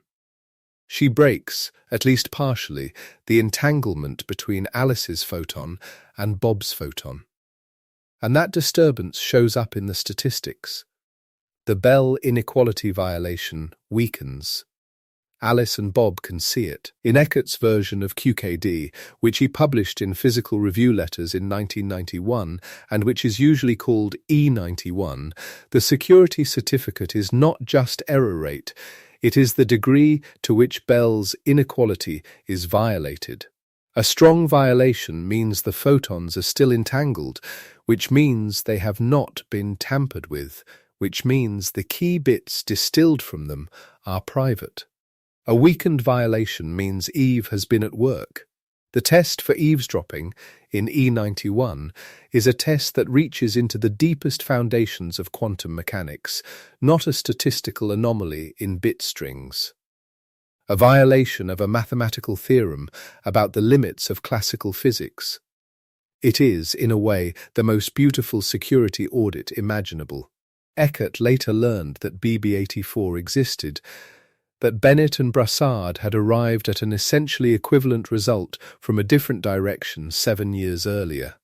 And subsequent work showed that the two approaches are, in a certain mathematical sense, related, that BB84 can be understood as a particular way of using entanglement, viewed through a different lens. The two roads converge. But in 1991, what Eckert had done was show that entanglement, that strange, irreducible quantum correlation that Einstein never felt comfortable with, was not just a curiosity, not just a philosophical headache, but a practical security resource. Something you could use. Something that let nature itself vouch for the privacy of your key. All of this, by the way, was still largely theoretical. The question of whether it worked in practice, whether you could actually build something, point it at a real photon, and get a real key out, was still open. Charles Bennett's group at IBM set out to answer it. Around 1989, they built the first working prototype of a quantum key distribution system. It is not a thing you would look at and feel immediately impressed by. It was a box, an optical bench with various optical components arranged on it, and a space between Alice's equipment and Bob's equipment of about 32 centimeters. Not 32 kilometers. Not 32 miles. 32 centimeters. About the width of a large hardback book. About the length of a school ruler and a bit more. The paper describing the system was published in 1992 in the Journal of Cryptology, and what it showed was that the protocol worked. Photons were sent. Bases were chosen. The public comparison happened. A sifted key was extracted. The quantum bit error rate was measured and found acceptable. A key was established. The physics of the no-cloning theorem and conjugate observables and Heisenberg uncertainty was not just theoretically correct. It was experimentally correct across 32 centimeters of open air on a laboratory bench at IBM. There is an anecdote attached to this experiment that Yale Brassard has told with evident affection and which deserves to be repeated here, because it is charming and also quietly instructive. The machine that Bennett's group built was not, as it turned out, perfectly silent. The hardware for switching between the different polarization states made distinct audible noises, different clicking or humming sounds for different settings, which meant that if you were in the room and listening carefully, you could, in principle, figure out which polarization Alice had chosen for each photon simply by hearing the machine. You could extract information about the key without intercepting a single photon, without triggering any of the quantum mechanical alarms. Brassard has remarked, with exactly the kind of dry precision that physicists deploy when they are being funny, that the prototype was secure against any eavesdropper who happened to be deaf. This is not, of course, a flaw in the physics. The no-cloning theorem is still true. The quantum bit error rate still faithfully reports interception over the quantum channel. What the anecdote points to is something else, something that will become rather important later in tonight's journey, and which is worth introducing here quietly at the edge of awareness. The physics and the hardware are not the same thing. The physics is perfect. The physics does exactly what it promises. An arbitrary unknown quantum state cannot be copied. A wrong basis measurement leaves a mark. Bell's inequality, when violated, certifies entanglement. These are theorems. They do not fail. The hardware is built by human beings in laboratories from components that are not ideal, that have tolerances and imperfections and side channels that the theoretical security proof never accounted for. The machine that proves the physics can also make noise in the wrong places. That gap between the physics and the hardware will become the central tension of the whole story. But it belongs to a later part of tonight's journey. For now, the 32 centimeters are enough. The first working demonstration. The first proof that the door Fiesner had glimpsed and that Bennett and Brassard had opened on paper could actually be walked through. A key had been established over the width of a tabletop using single photons guaranteed by the laws of nature. It was 1992. The internet was barely a public thing. The World Wide Web had been invented the previous year in Geneva, and almost nobody was using it yet. The encrypted traffic that would one day carry the world's banking and medical records and private messages was still a distant shimmer. But the idea was there. And it worked. 32 centimeters. The obvious question, the one that anyone who has heard this far cannot help but ask, is why 32 centimeters? The answer is simple and slightly dispiriting. Photons get lost. Light, sent through air or glass or optical fiber, attenuates, the photons scatter, are absorbed, are lost to the environment. In ordinary fiber optic communication, this is solved by optical amplifiers, devices placed at intervals along the cable that detect the light signal and re-emit it, stronger. The information is copied from one set of photons to another, boosted and sent on. But you cannot do that with quantum key distribution, because copying a quantum state is forbidden. The amplifier would read the polarization, copy it, and re-emit it, and in doing so, it would perform exactly the kind of measurement that Eve is trying to do. The amplifier and the eavesdropper are physically indistinguishable from the photon's point of view. A quantum channel, therefore, cannot use classical repeaters, and without amplification, photons travel only so far before too many are lost, and the error rate becomes unacceptable. 32 centimeters was a start. But the world was not going to build quantum cryptographic networks across the width of laboratory benches. What came next was a steady, incremental extension of that range, and eventually an entirely different approach to the distance problem. But that is the next passage of tonight's journey, waiting just ahead of you as you settle wherever you are, as the lamp stays on or goes out, as the room around you does whatever rooms do in the quiet hours.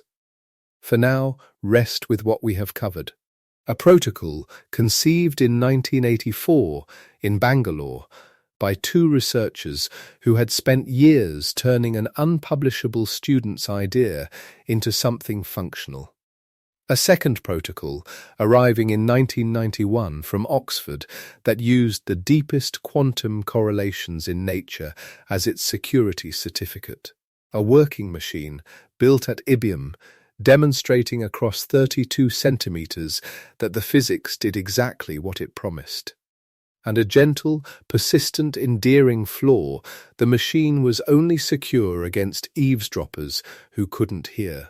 The physics was real, the hardware was not yet ready. And somewhere in that gap, the whole future of quantum cryptography was already waiting to be written. So, let us continue our gentle drift through this subject. You are still here, still settled, still listening, and the story has a few more passages left to carry you through. We left our scientists at the edge of a very small world, 32 centimeters of open air, a beam of carefully prepared photons, a working protocol, and an audible power supply. The physics had done exactly what it promised. The eavesdropper could not copy a photon without leaving a trace. Alice and Bob could share a key that arrived either pristine or visibly touched. It was real, and it was 32 centimeters long.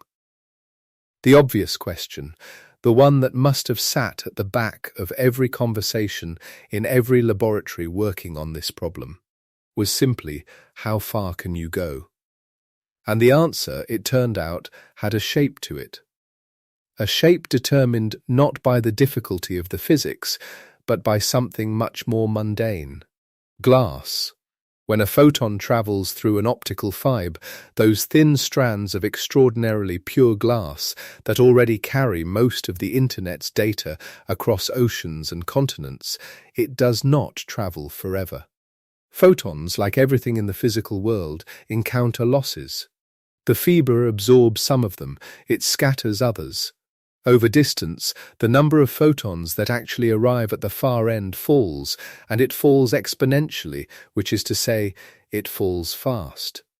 Not linearly, the way water pressure drops in a long pipe, but steeply, like a cliff you don't notice until you're already past the edge. For single photons, the kind QKD needs to work, the situation is particularly unforgiving. Lose too many, and your receiver starts seeing mostly noise.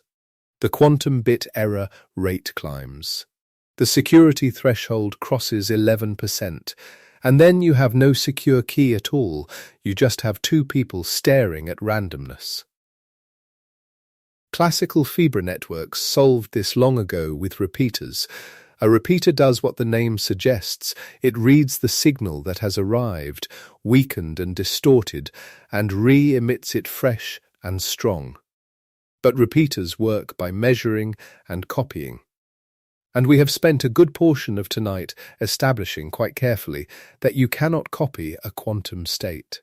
The no-cloning theorem is not a design constraint that clever engineering will eventually work around. It is a consequence of the linearity of quantum mechanics, as fundamental as the rule that energy is conserved.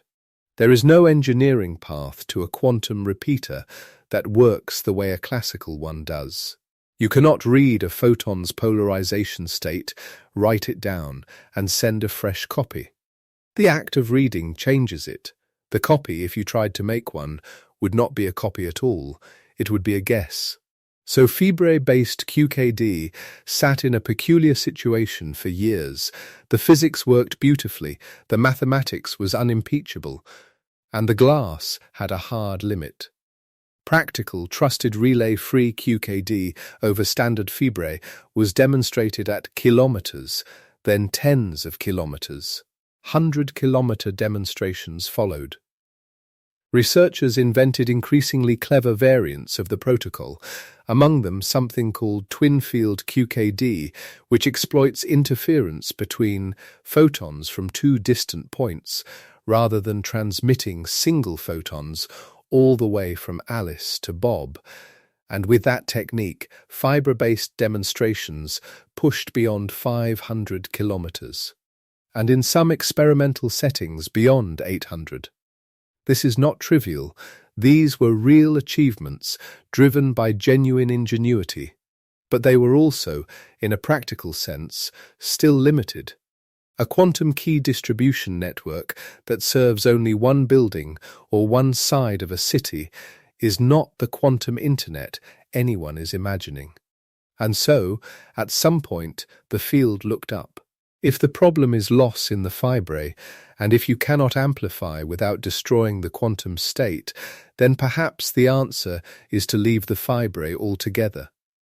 Because there is a medium through which photons travel with far less loss than glass. It is not a particularly exotic medium. You are inside it right now. It is air, and above it, the vacuum of space. A photon sent from a satellite to the ground does not travel through hundreds of kilometers of dense, impurity-laden glass. It travels through a thin, and then thinner, and then nearly absent atmosphere. The losses are still there. Clouds are genuinely hostile to quantum communication, which is one of the field's ongoing engineering headaches. But on a clear night, the path from low Earth orbit to a ground station is far more transparent than the equivalent distance of Fibre. This insight led, eventually, to one of the most remarkable experiments in the history of physics as engineering. In August 2016, China launched a satellite. Its name, in the Western press, was Metius, a Latinization of the name of an ancient philosopher called Mozi, who lived in China roughly 4 centuries before the Common Era and is believed to have conducted some of the earliest recorded experiments with light. The satellite was built and led by a physicist named Yan Wei-Pan, working at the University of Science and Technology of China. Yan Wei-Pan had spent years working on entanglement experiments, on quantum teleportation. on long-distance tests of Bell's theorem, and on the engineering of photon sources precise and reliable enough to put into orbit. Micius was the culmination of that work. And what it carried into orbit was in essence a source of entangled photon pairs and the equipment to send them precisely to the ground below. Take a moment with that image, if you would like. A satellite moving silently through the dark above the atmosphere, generating pairs of photons entangled with each other, and then separating the pair, sending one photon down to one ground station and the other photon to a second ground station, many hundreds of kilometers apart on the surface below. Each photon travels alone, each one landing at its destination on Earth, each one carrying the correlations that connect it to its partner. And when Alice and Bob, at their respective ground stations, measure their photons and compare notes over a public channel, they find, as we explored earlier tonight, that their results are correlated in a way that cannot be explained without entanglement, and cannot be mimicked by any third party who was not there at the moment of creation. In 2017, the Micius team demonstrated entangled photon distribution to 2 ground stations separated by more than 1,200 kilometers. 1,200 kilometers. The first working demonstration of QKD had covered 32 centimeters. The progression from bench to orbit had taken a little under 30 years, and it had crossed more than 3 million times the original distance. In the same year, the team used Micius for something that carried a particular kind of symbolic weight. They conducted a quantum-secured video call between Beijing and Vienna. Beijing and Vienna are separated by roughly 7,600 kilometers. The person on the Austrian end of the call was Anton Zeilinger, a physicist at the University of Vienna who had spent decades working on foundational experiments in quantum entanglement. The same Anton Zeilinger whose group had done crucial long-distance entanglement tests on Earth years before, and who would later receive the Nobel Prize in Physics for his work on entangled photons. The video call was held, it was clear, and it was secured using quantum distributed keys. The photons had done their job. It was a genuinely remarkable moment, and it deserves to be celebrated because the physics it demonstrated was extraordinary. But it also deserves an honest footnote, because this is the kind of story where the honest footnote matters enormously. The Micius satellite in this experiment was acting as what the field calls a trusted relay. It knew both keys, the one shared with Beijing and the one shared with Vienna. It used those 2 keys to bridge the distance, encrypting information about one with the other, so that the 2 ground stations could establish a shared secret without ever having directly exchanged a quantum signal between them. The satellite was, in essence, in possession of the combined key for a moment, somewhere in orbit. And here is why that matters. The security of the link is only as good as the trustworthiness of the relay.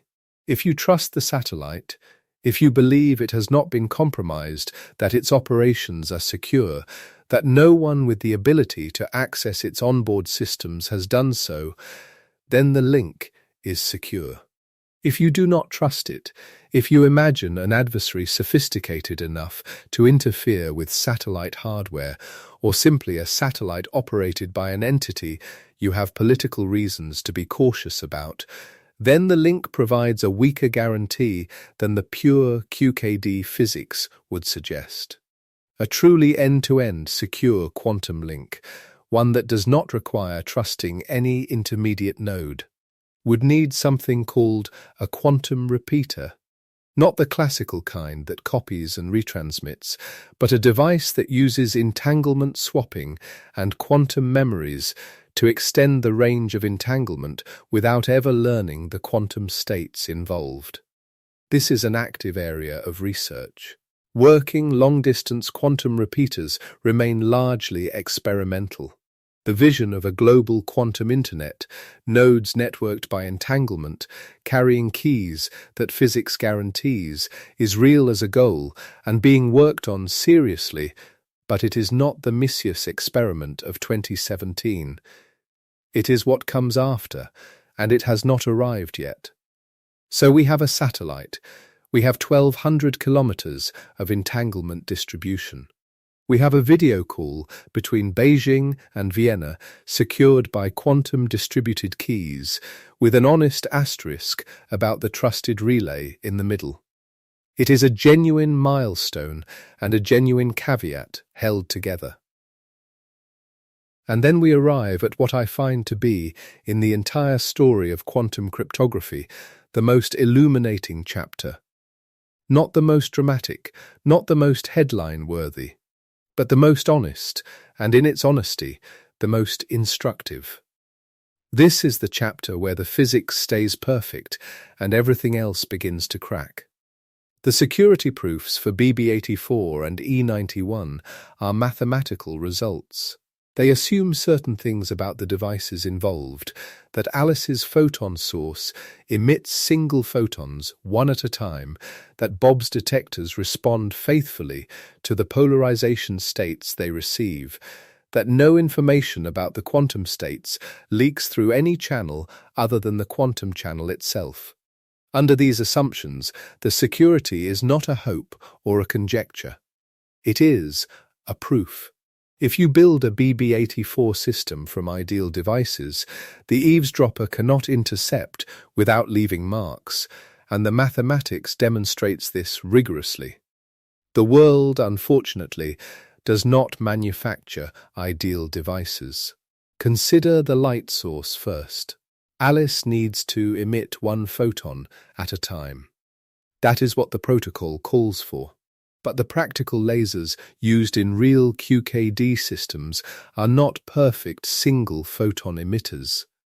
They emit what are called weak coherent pulses, bursts of light that on average contain less than one photon per pulse, but that occasionally, by the statistics of quantum optics, contain 2 or even 3 photons in the same pulse. This is called the multi-photon problem, and it opens what is known as a photon number splitting attack. Here is what that means.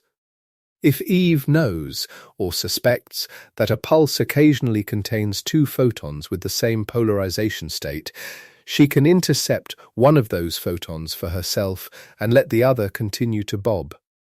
She has not disturbed the photon that Bob received. Bob's detector fires normally. The error rate Alice and Bob observe when they compare their sifted key looks clean. And Eve, sitting quietly in the middle, has a copy of some fraction of the key bits, obtained without leaving any trace in the quantum bit error rate at all. The no-cloning theorem is not violated. She did not copy an unknown state. She captured a second copy that already existed, because the laser accidentally made one. Now consider the detectors. Bob's detectors, the devices that receive a photon and register whether it arrived in the horizontal-vertical basis or the diagonal basis, are in practice avalanche photodiodes. These are semiconductors that, when a single photon hits them, trigger an avalanche of electrons, amplifying the signal to a detectable level. They are remarkably sensitive devices. And they are, it turned out, vulnerable to a deeply elegant attack. In 2010, a group of researchers, led by a physicist named Vadim Makarov, working with colleagues in the study that was published under the lead author Lars Leiderson in the journal Nature Photonics, demonstrated something that the QKD community found deeply uncomfortable. They showed that by shining bright, continuous light into an avalanche photodiode detector, not single photons, but a flood of classical light, you could shift the detector out of its sensitive, single-photon detecting mode and into what is called linear mode, where it responds like a classical optical sensor rather than a quantum one. In this blinded state, the detector would not fire on its own when photons arrived. Instead, it would only fire when Makarov's equipment sent it a bright trigger pulse at precisely the right moment. And that meant Makarov's equipment was in control of what Bob's detector recorded. Not Bob, not the physics, not the quantum state of the incoming photon. The attacker. The attack worked like this. Eve intercepts Alice's photons. She measures them, she chooses a basis, learns the bit value, and records it. She knows which basis she used and which result she got. She then sends a classical bright light pulse to Bob's blinded detector, timed to trigger it when his basis choice matches hers. When their bases match, Bob's detector fires and records the correct bit. When they don't match, she doesn't send a trigger pulse and Bob's detector doesn't fire, which Bob interprets as a lost photon, something that happens anyway due to fiber losses, so nothing seems unusual. The error rate that Alice and Bob observe when they compare their sifted key is not elevated. The quantum bit error rate looks normal. Eve has intercepted the entire key and left no sign in the channel that QKD's security proofs are designed to detect. The physics was unbroken. The detector was not. The gap between the theorem and the hardware was wide enough to drive a complete undetected key theft through. Makarov's group demonstrated this attack not on a laboratory mock-up of their own design, but on a commercially available QKD system, a product you could buy. A system being sold, at the time, with security guarantees. The attack was total, and it was invisible. This is what I mean when I say the physics is unbreakable and the hardware leaks. There were other attacks too, filling in the same gap from different angles. Trojan horse attacks, in which Eve sends her own light pulses backward into Alice's equipment through the quantum channel, causing the optics inside Alice's system to reflect information about the basis she has chosen. Information that leaks back out through the channel to Eve, not through the quantum state of the photon at all, but through ordinary classical backscatter. Time shift attacks, exploiting the fact that a detector's efficiency is not perfectly constant across the timing window during which a photon is expected to arrive, so that Eve can shift the timing of her intercept to catch photons only during moments when the detector is differentially sensitive in a way she can exploit. The cryptography was sound. The system was not. Researchers responded to these discoveries the way physicists always respond, by understanding the attacks clearly and redesigning the protocols to close the gaps. One of the most elegant responses came from a group led by Hoi Kwong Lo, Marcos Curti, and Bing Chi, who in 2012 proposed what they called Measurement Device Independent QKD, or MEMD-QKD. The insight was striking. If the problem is the detectors, then why not remove the detectors from the trusted perimeter entirely? In MD-QKD, neither Alice's side nor Bob's side contains the detectors.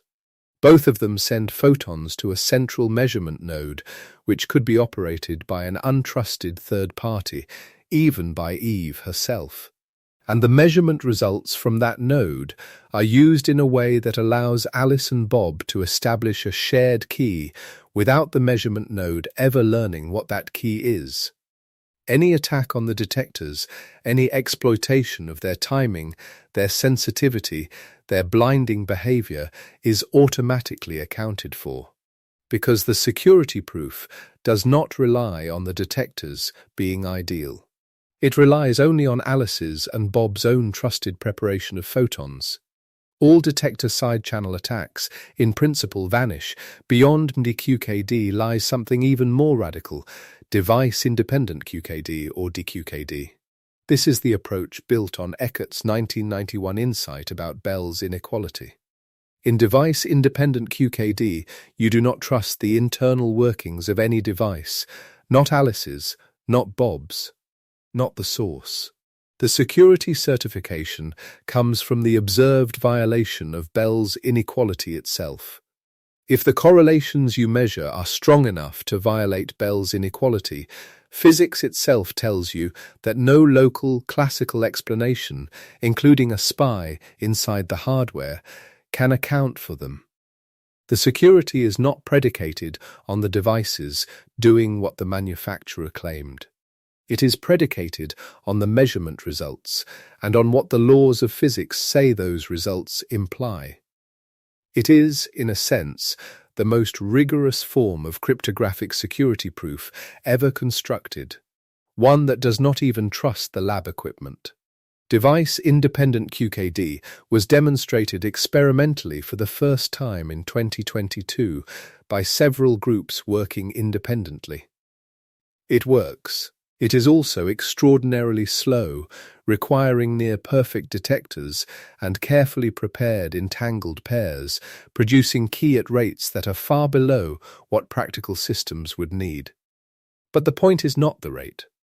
The point is that the physics, even when you stop trusting everything else, holds, so the field has the tools to close the hardware gaps. In principle, the attacks of Makarov and others identified real vulnerabilities. MDQKD and DQKD address them.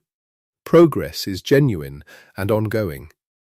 And yet the world's national security agencies, the organizations that have the most to gain from truly unbreakable cryptography, that have the most sophisticated technical staff, that have been watching this field develop for decades, have, largely, declined to recommend QKD for protecting sensitive communications.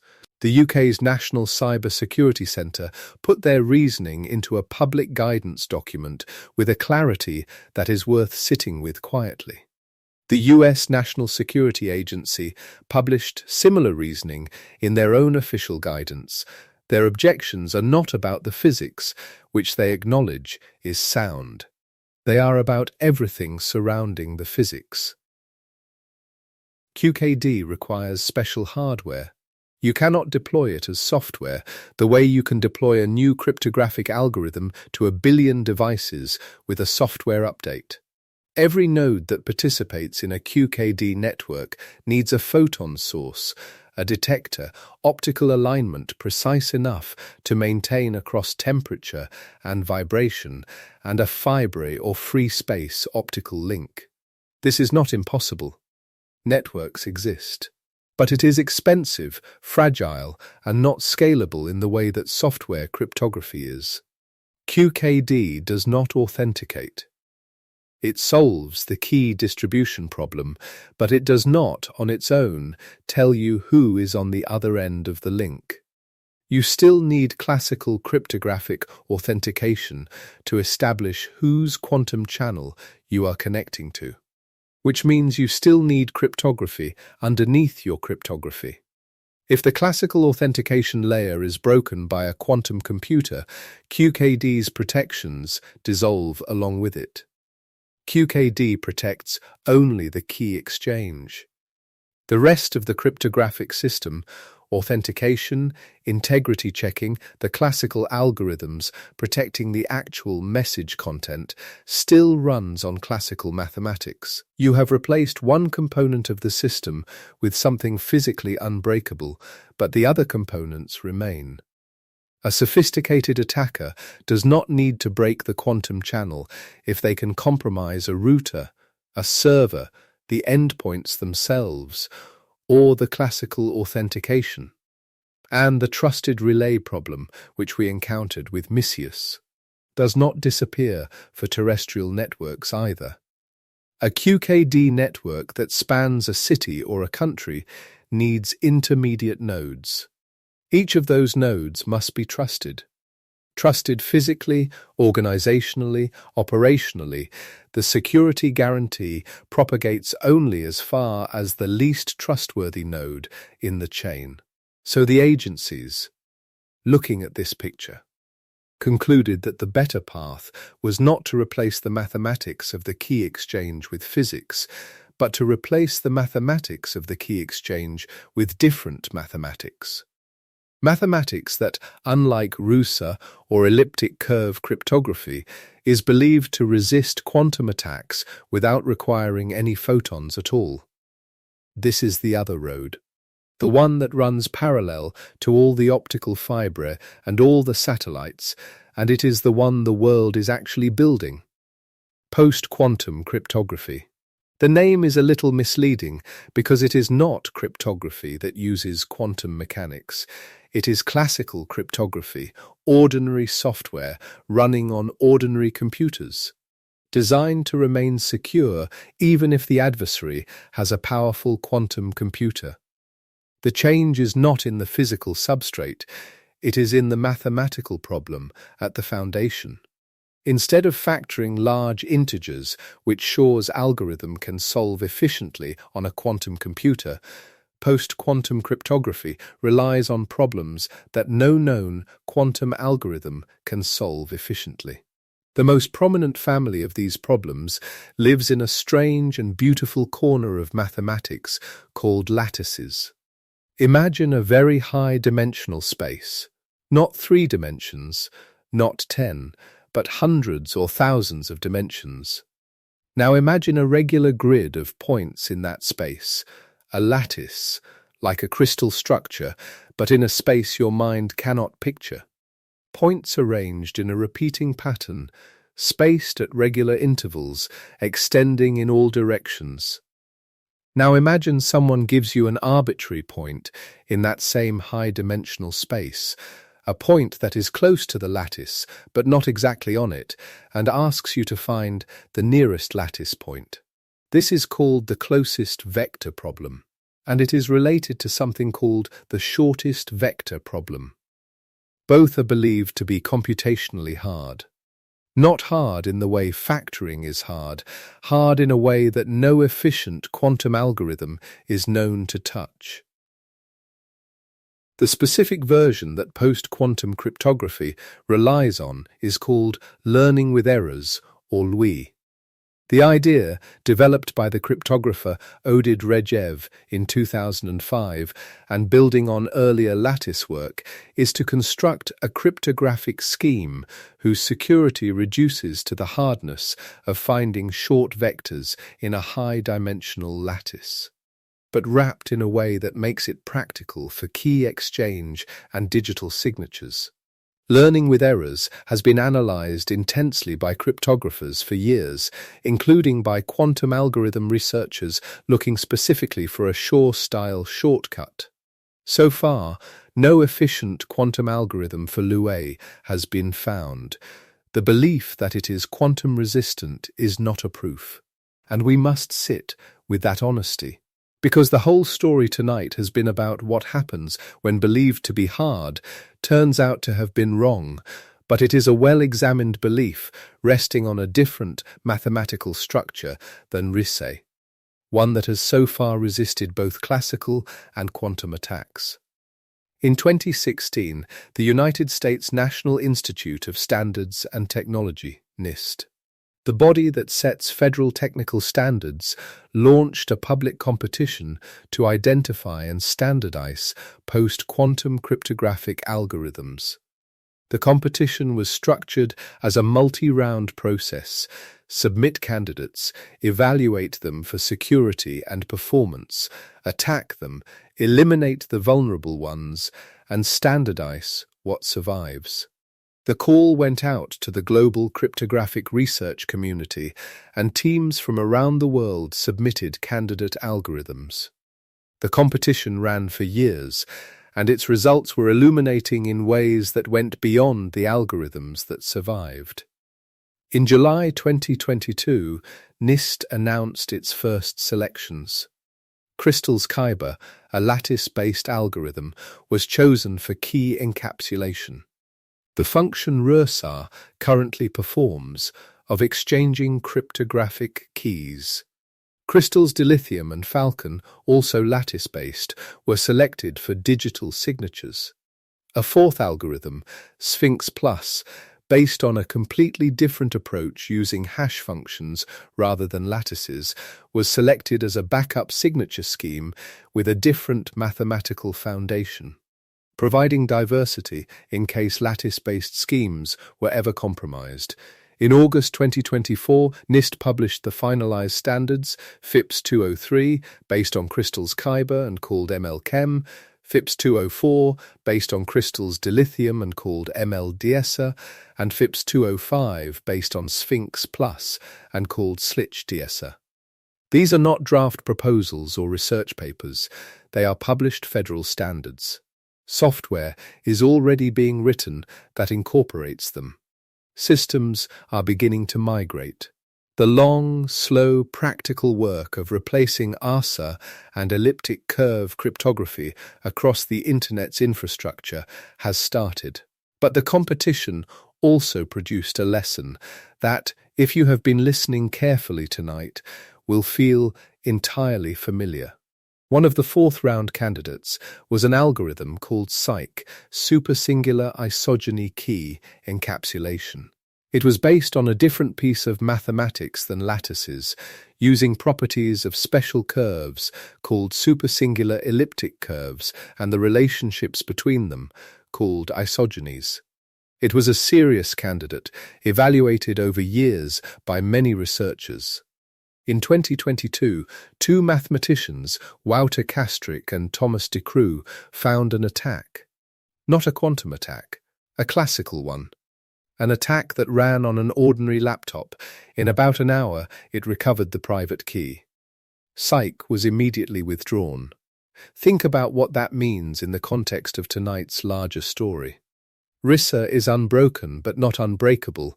It rests on the assumed hardness of factoring, and in 1994 an algorithm was found that would break it given a sufficiently large quantum computer. SIKE was also unbroken but not unbreakable.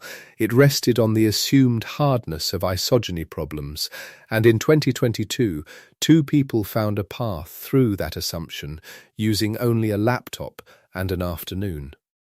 The parallel is not accidental, it is a feature of the landscape.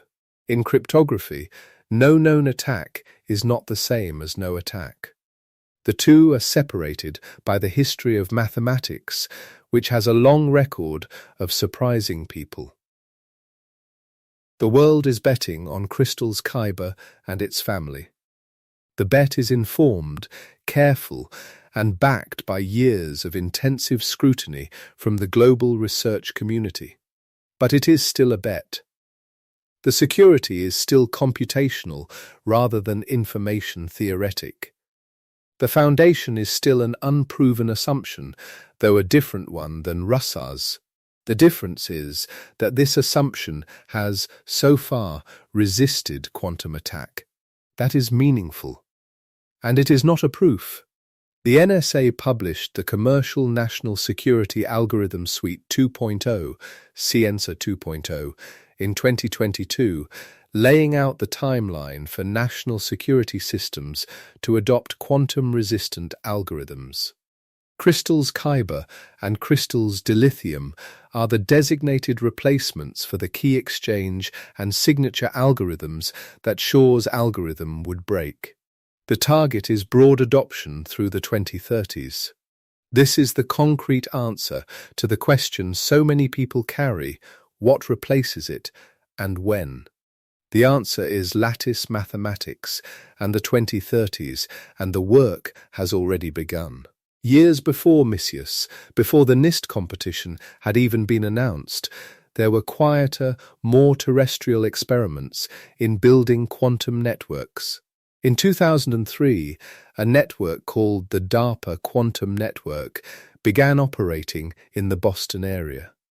It was built by Bibbon Technologies in collaboration with Harvard University and Boston University, and it eventually grew to 10 nodes connected by quantum key distribution over standard optical fiber. It was the first quantum cryptographic network in the world. It was not a satellite experiment. It was a city-scale engineering project running over the kind of fibre that already carried ordinary internet traffic, demonstrating that QKD could be integrated into real infrastructure. Los Alamos National Laboratory built its own quantum network research testbeds. Battelle deployed a commercial QKD link in Ohio. The U.S. Department of Energy, in 2020, published a blueprint for a national quantum internet. These efforts were real, ongoing, and less spectacular than a satellite, but possibly more immediately relevant to how networks eventually get built. The quantum internet that researchers envision, the long-term goal beyond all of this, would use quantum repeaters, devices that extend entanglement across distance without ever knowing the quantum state involved, using a technique called entanglement swapping and quantum memories to hold photons long enough to coordinate across nodes. It would network quantum computers and quantum sensors. It would distribute entanglement globally so that Alice and Bob anywhere on Earth could share correlations that physics guarantees no third party can have intercepted. Working quantum repeaters remain experimental. The quantum internet is a direction, not a timetable. But it is being built toward.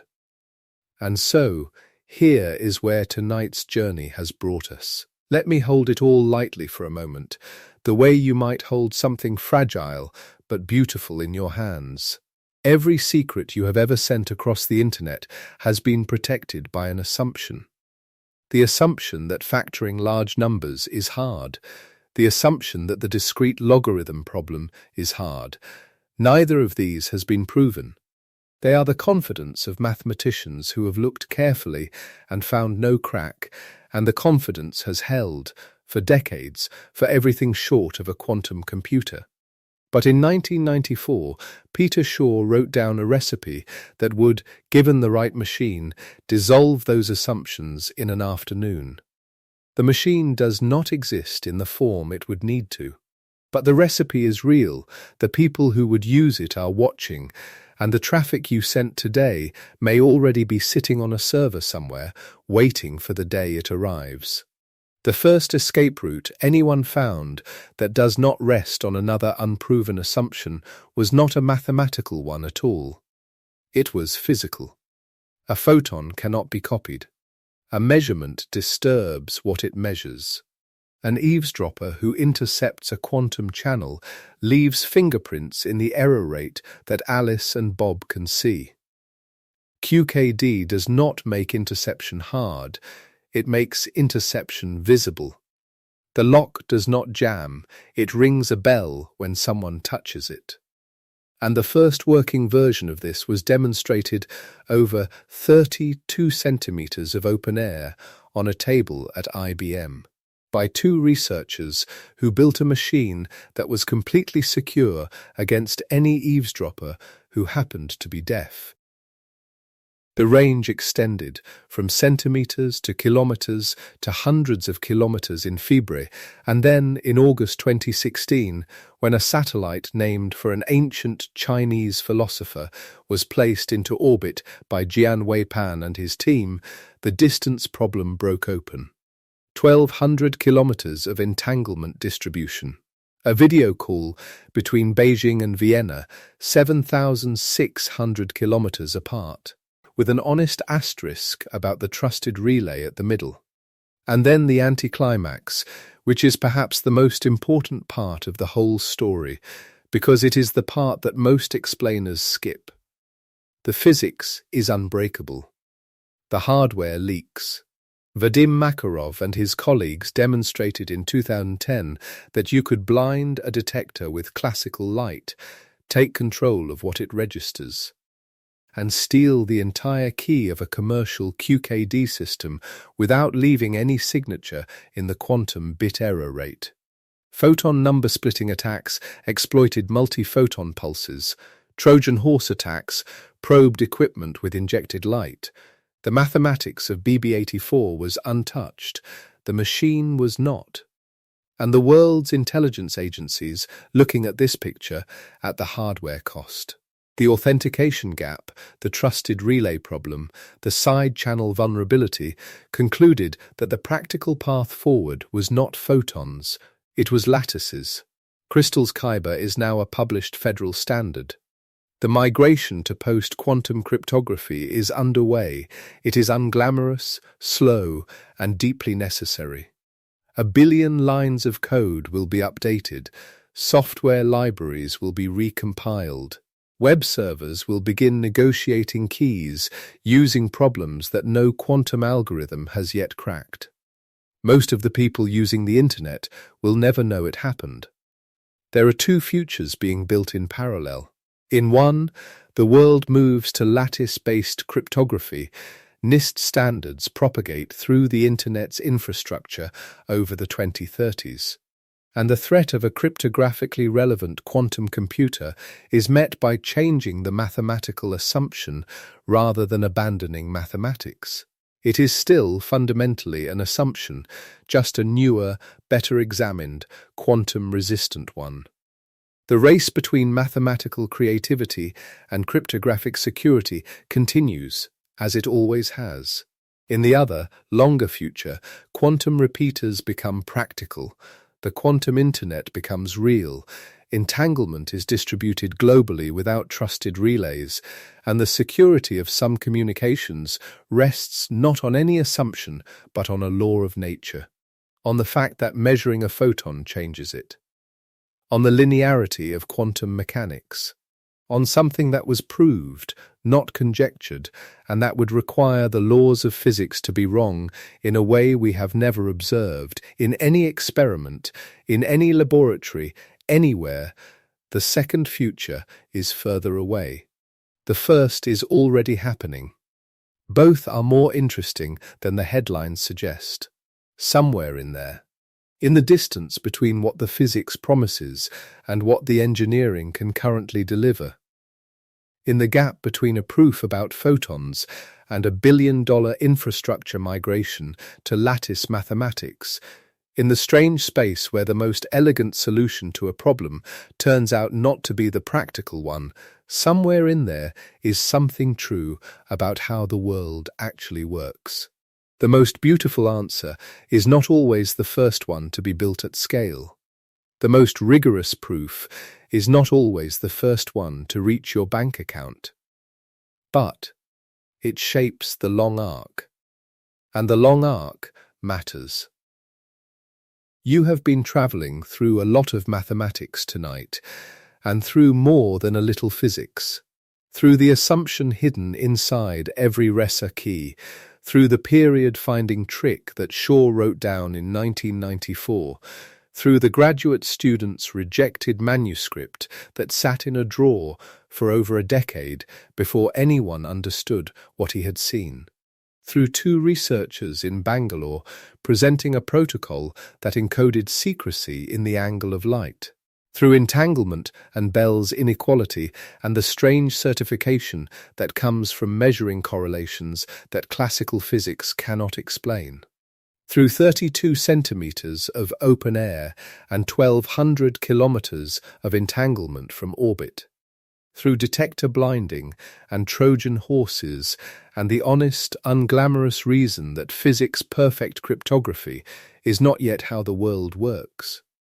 through high-dimensional lattices and a laptop that broke an algorithm in an hour, and the published standards that are quietly, slowly making their way into the software you use every day. And through it all, the one thing that has not changed is this: the secret you want to keep depends on something you cannot fully control. Today, that thing is the belief that nobody will find a fast way to factor large numbers. Tomorrow, it might be the belief that nobody will find a fast way through a high-dimensional lattice. And in some possible future, it might rest on something else entirely, on the linearity of quantum mechanics, on the impossibility of copying a photon, on a law that has never once been found to have an exception. That future is being built. It is just not built yet. But here is what I find quietly wonderful about all of this. The search for an unbreakable secret has led us, again and again, back to the deepest structures of reality. Not to faster computers, not to longer keys, not to cleverer algorithms, though all of those matter, but to the question of what the universe fundamentally allows and forbids. Shor's algorithm works because quantum mechanics allows superposition. The no-cloning theorem holds because quantum mechanics forbids copying. QKD is possible because quantum mechanics makes measurement irreversible. The search for the perfect secret is, in the end, a search through physics, a search for a lock that is not a lock at all, but a window, one that shows you, perfectly and honestly, whether anyone has been looking through it. And perhaps that is a good thought to carry into the quiet. The idea that the most trustworthy secret is not the one most cleverly hidden, but the one that would tell you, clearly and without ambiguity, if anyone tried to learn it. A secret that reports being looked at. The closest thing to a proof of trust that the physical world can offer. Wherever you are right now, whatever lamp is still on, whatever the hour is in your corner of the world, I hope tonight has given you something to drift with. Not anxiety about algorithms or timelines or whether your passwords are long enough, but a kind of wonder at the shape of the problem. At the fact that the answer to how do we keep secrets turned out to lead directly to the nature of light.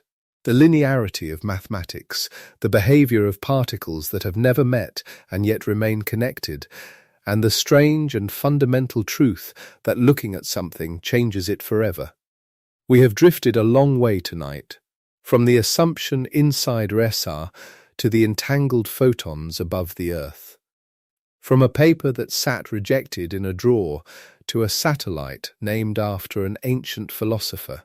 From a 32-centimeter tabletop prototype to a video call across 7,000 kilometers. From a detector that could be blinded with a flashlight to a standard published in a federal register.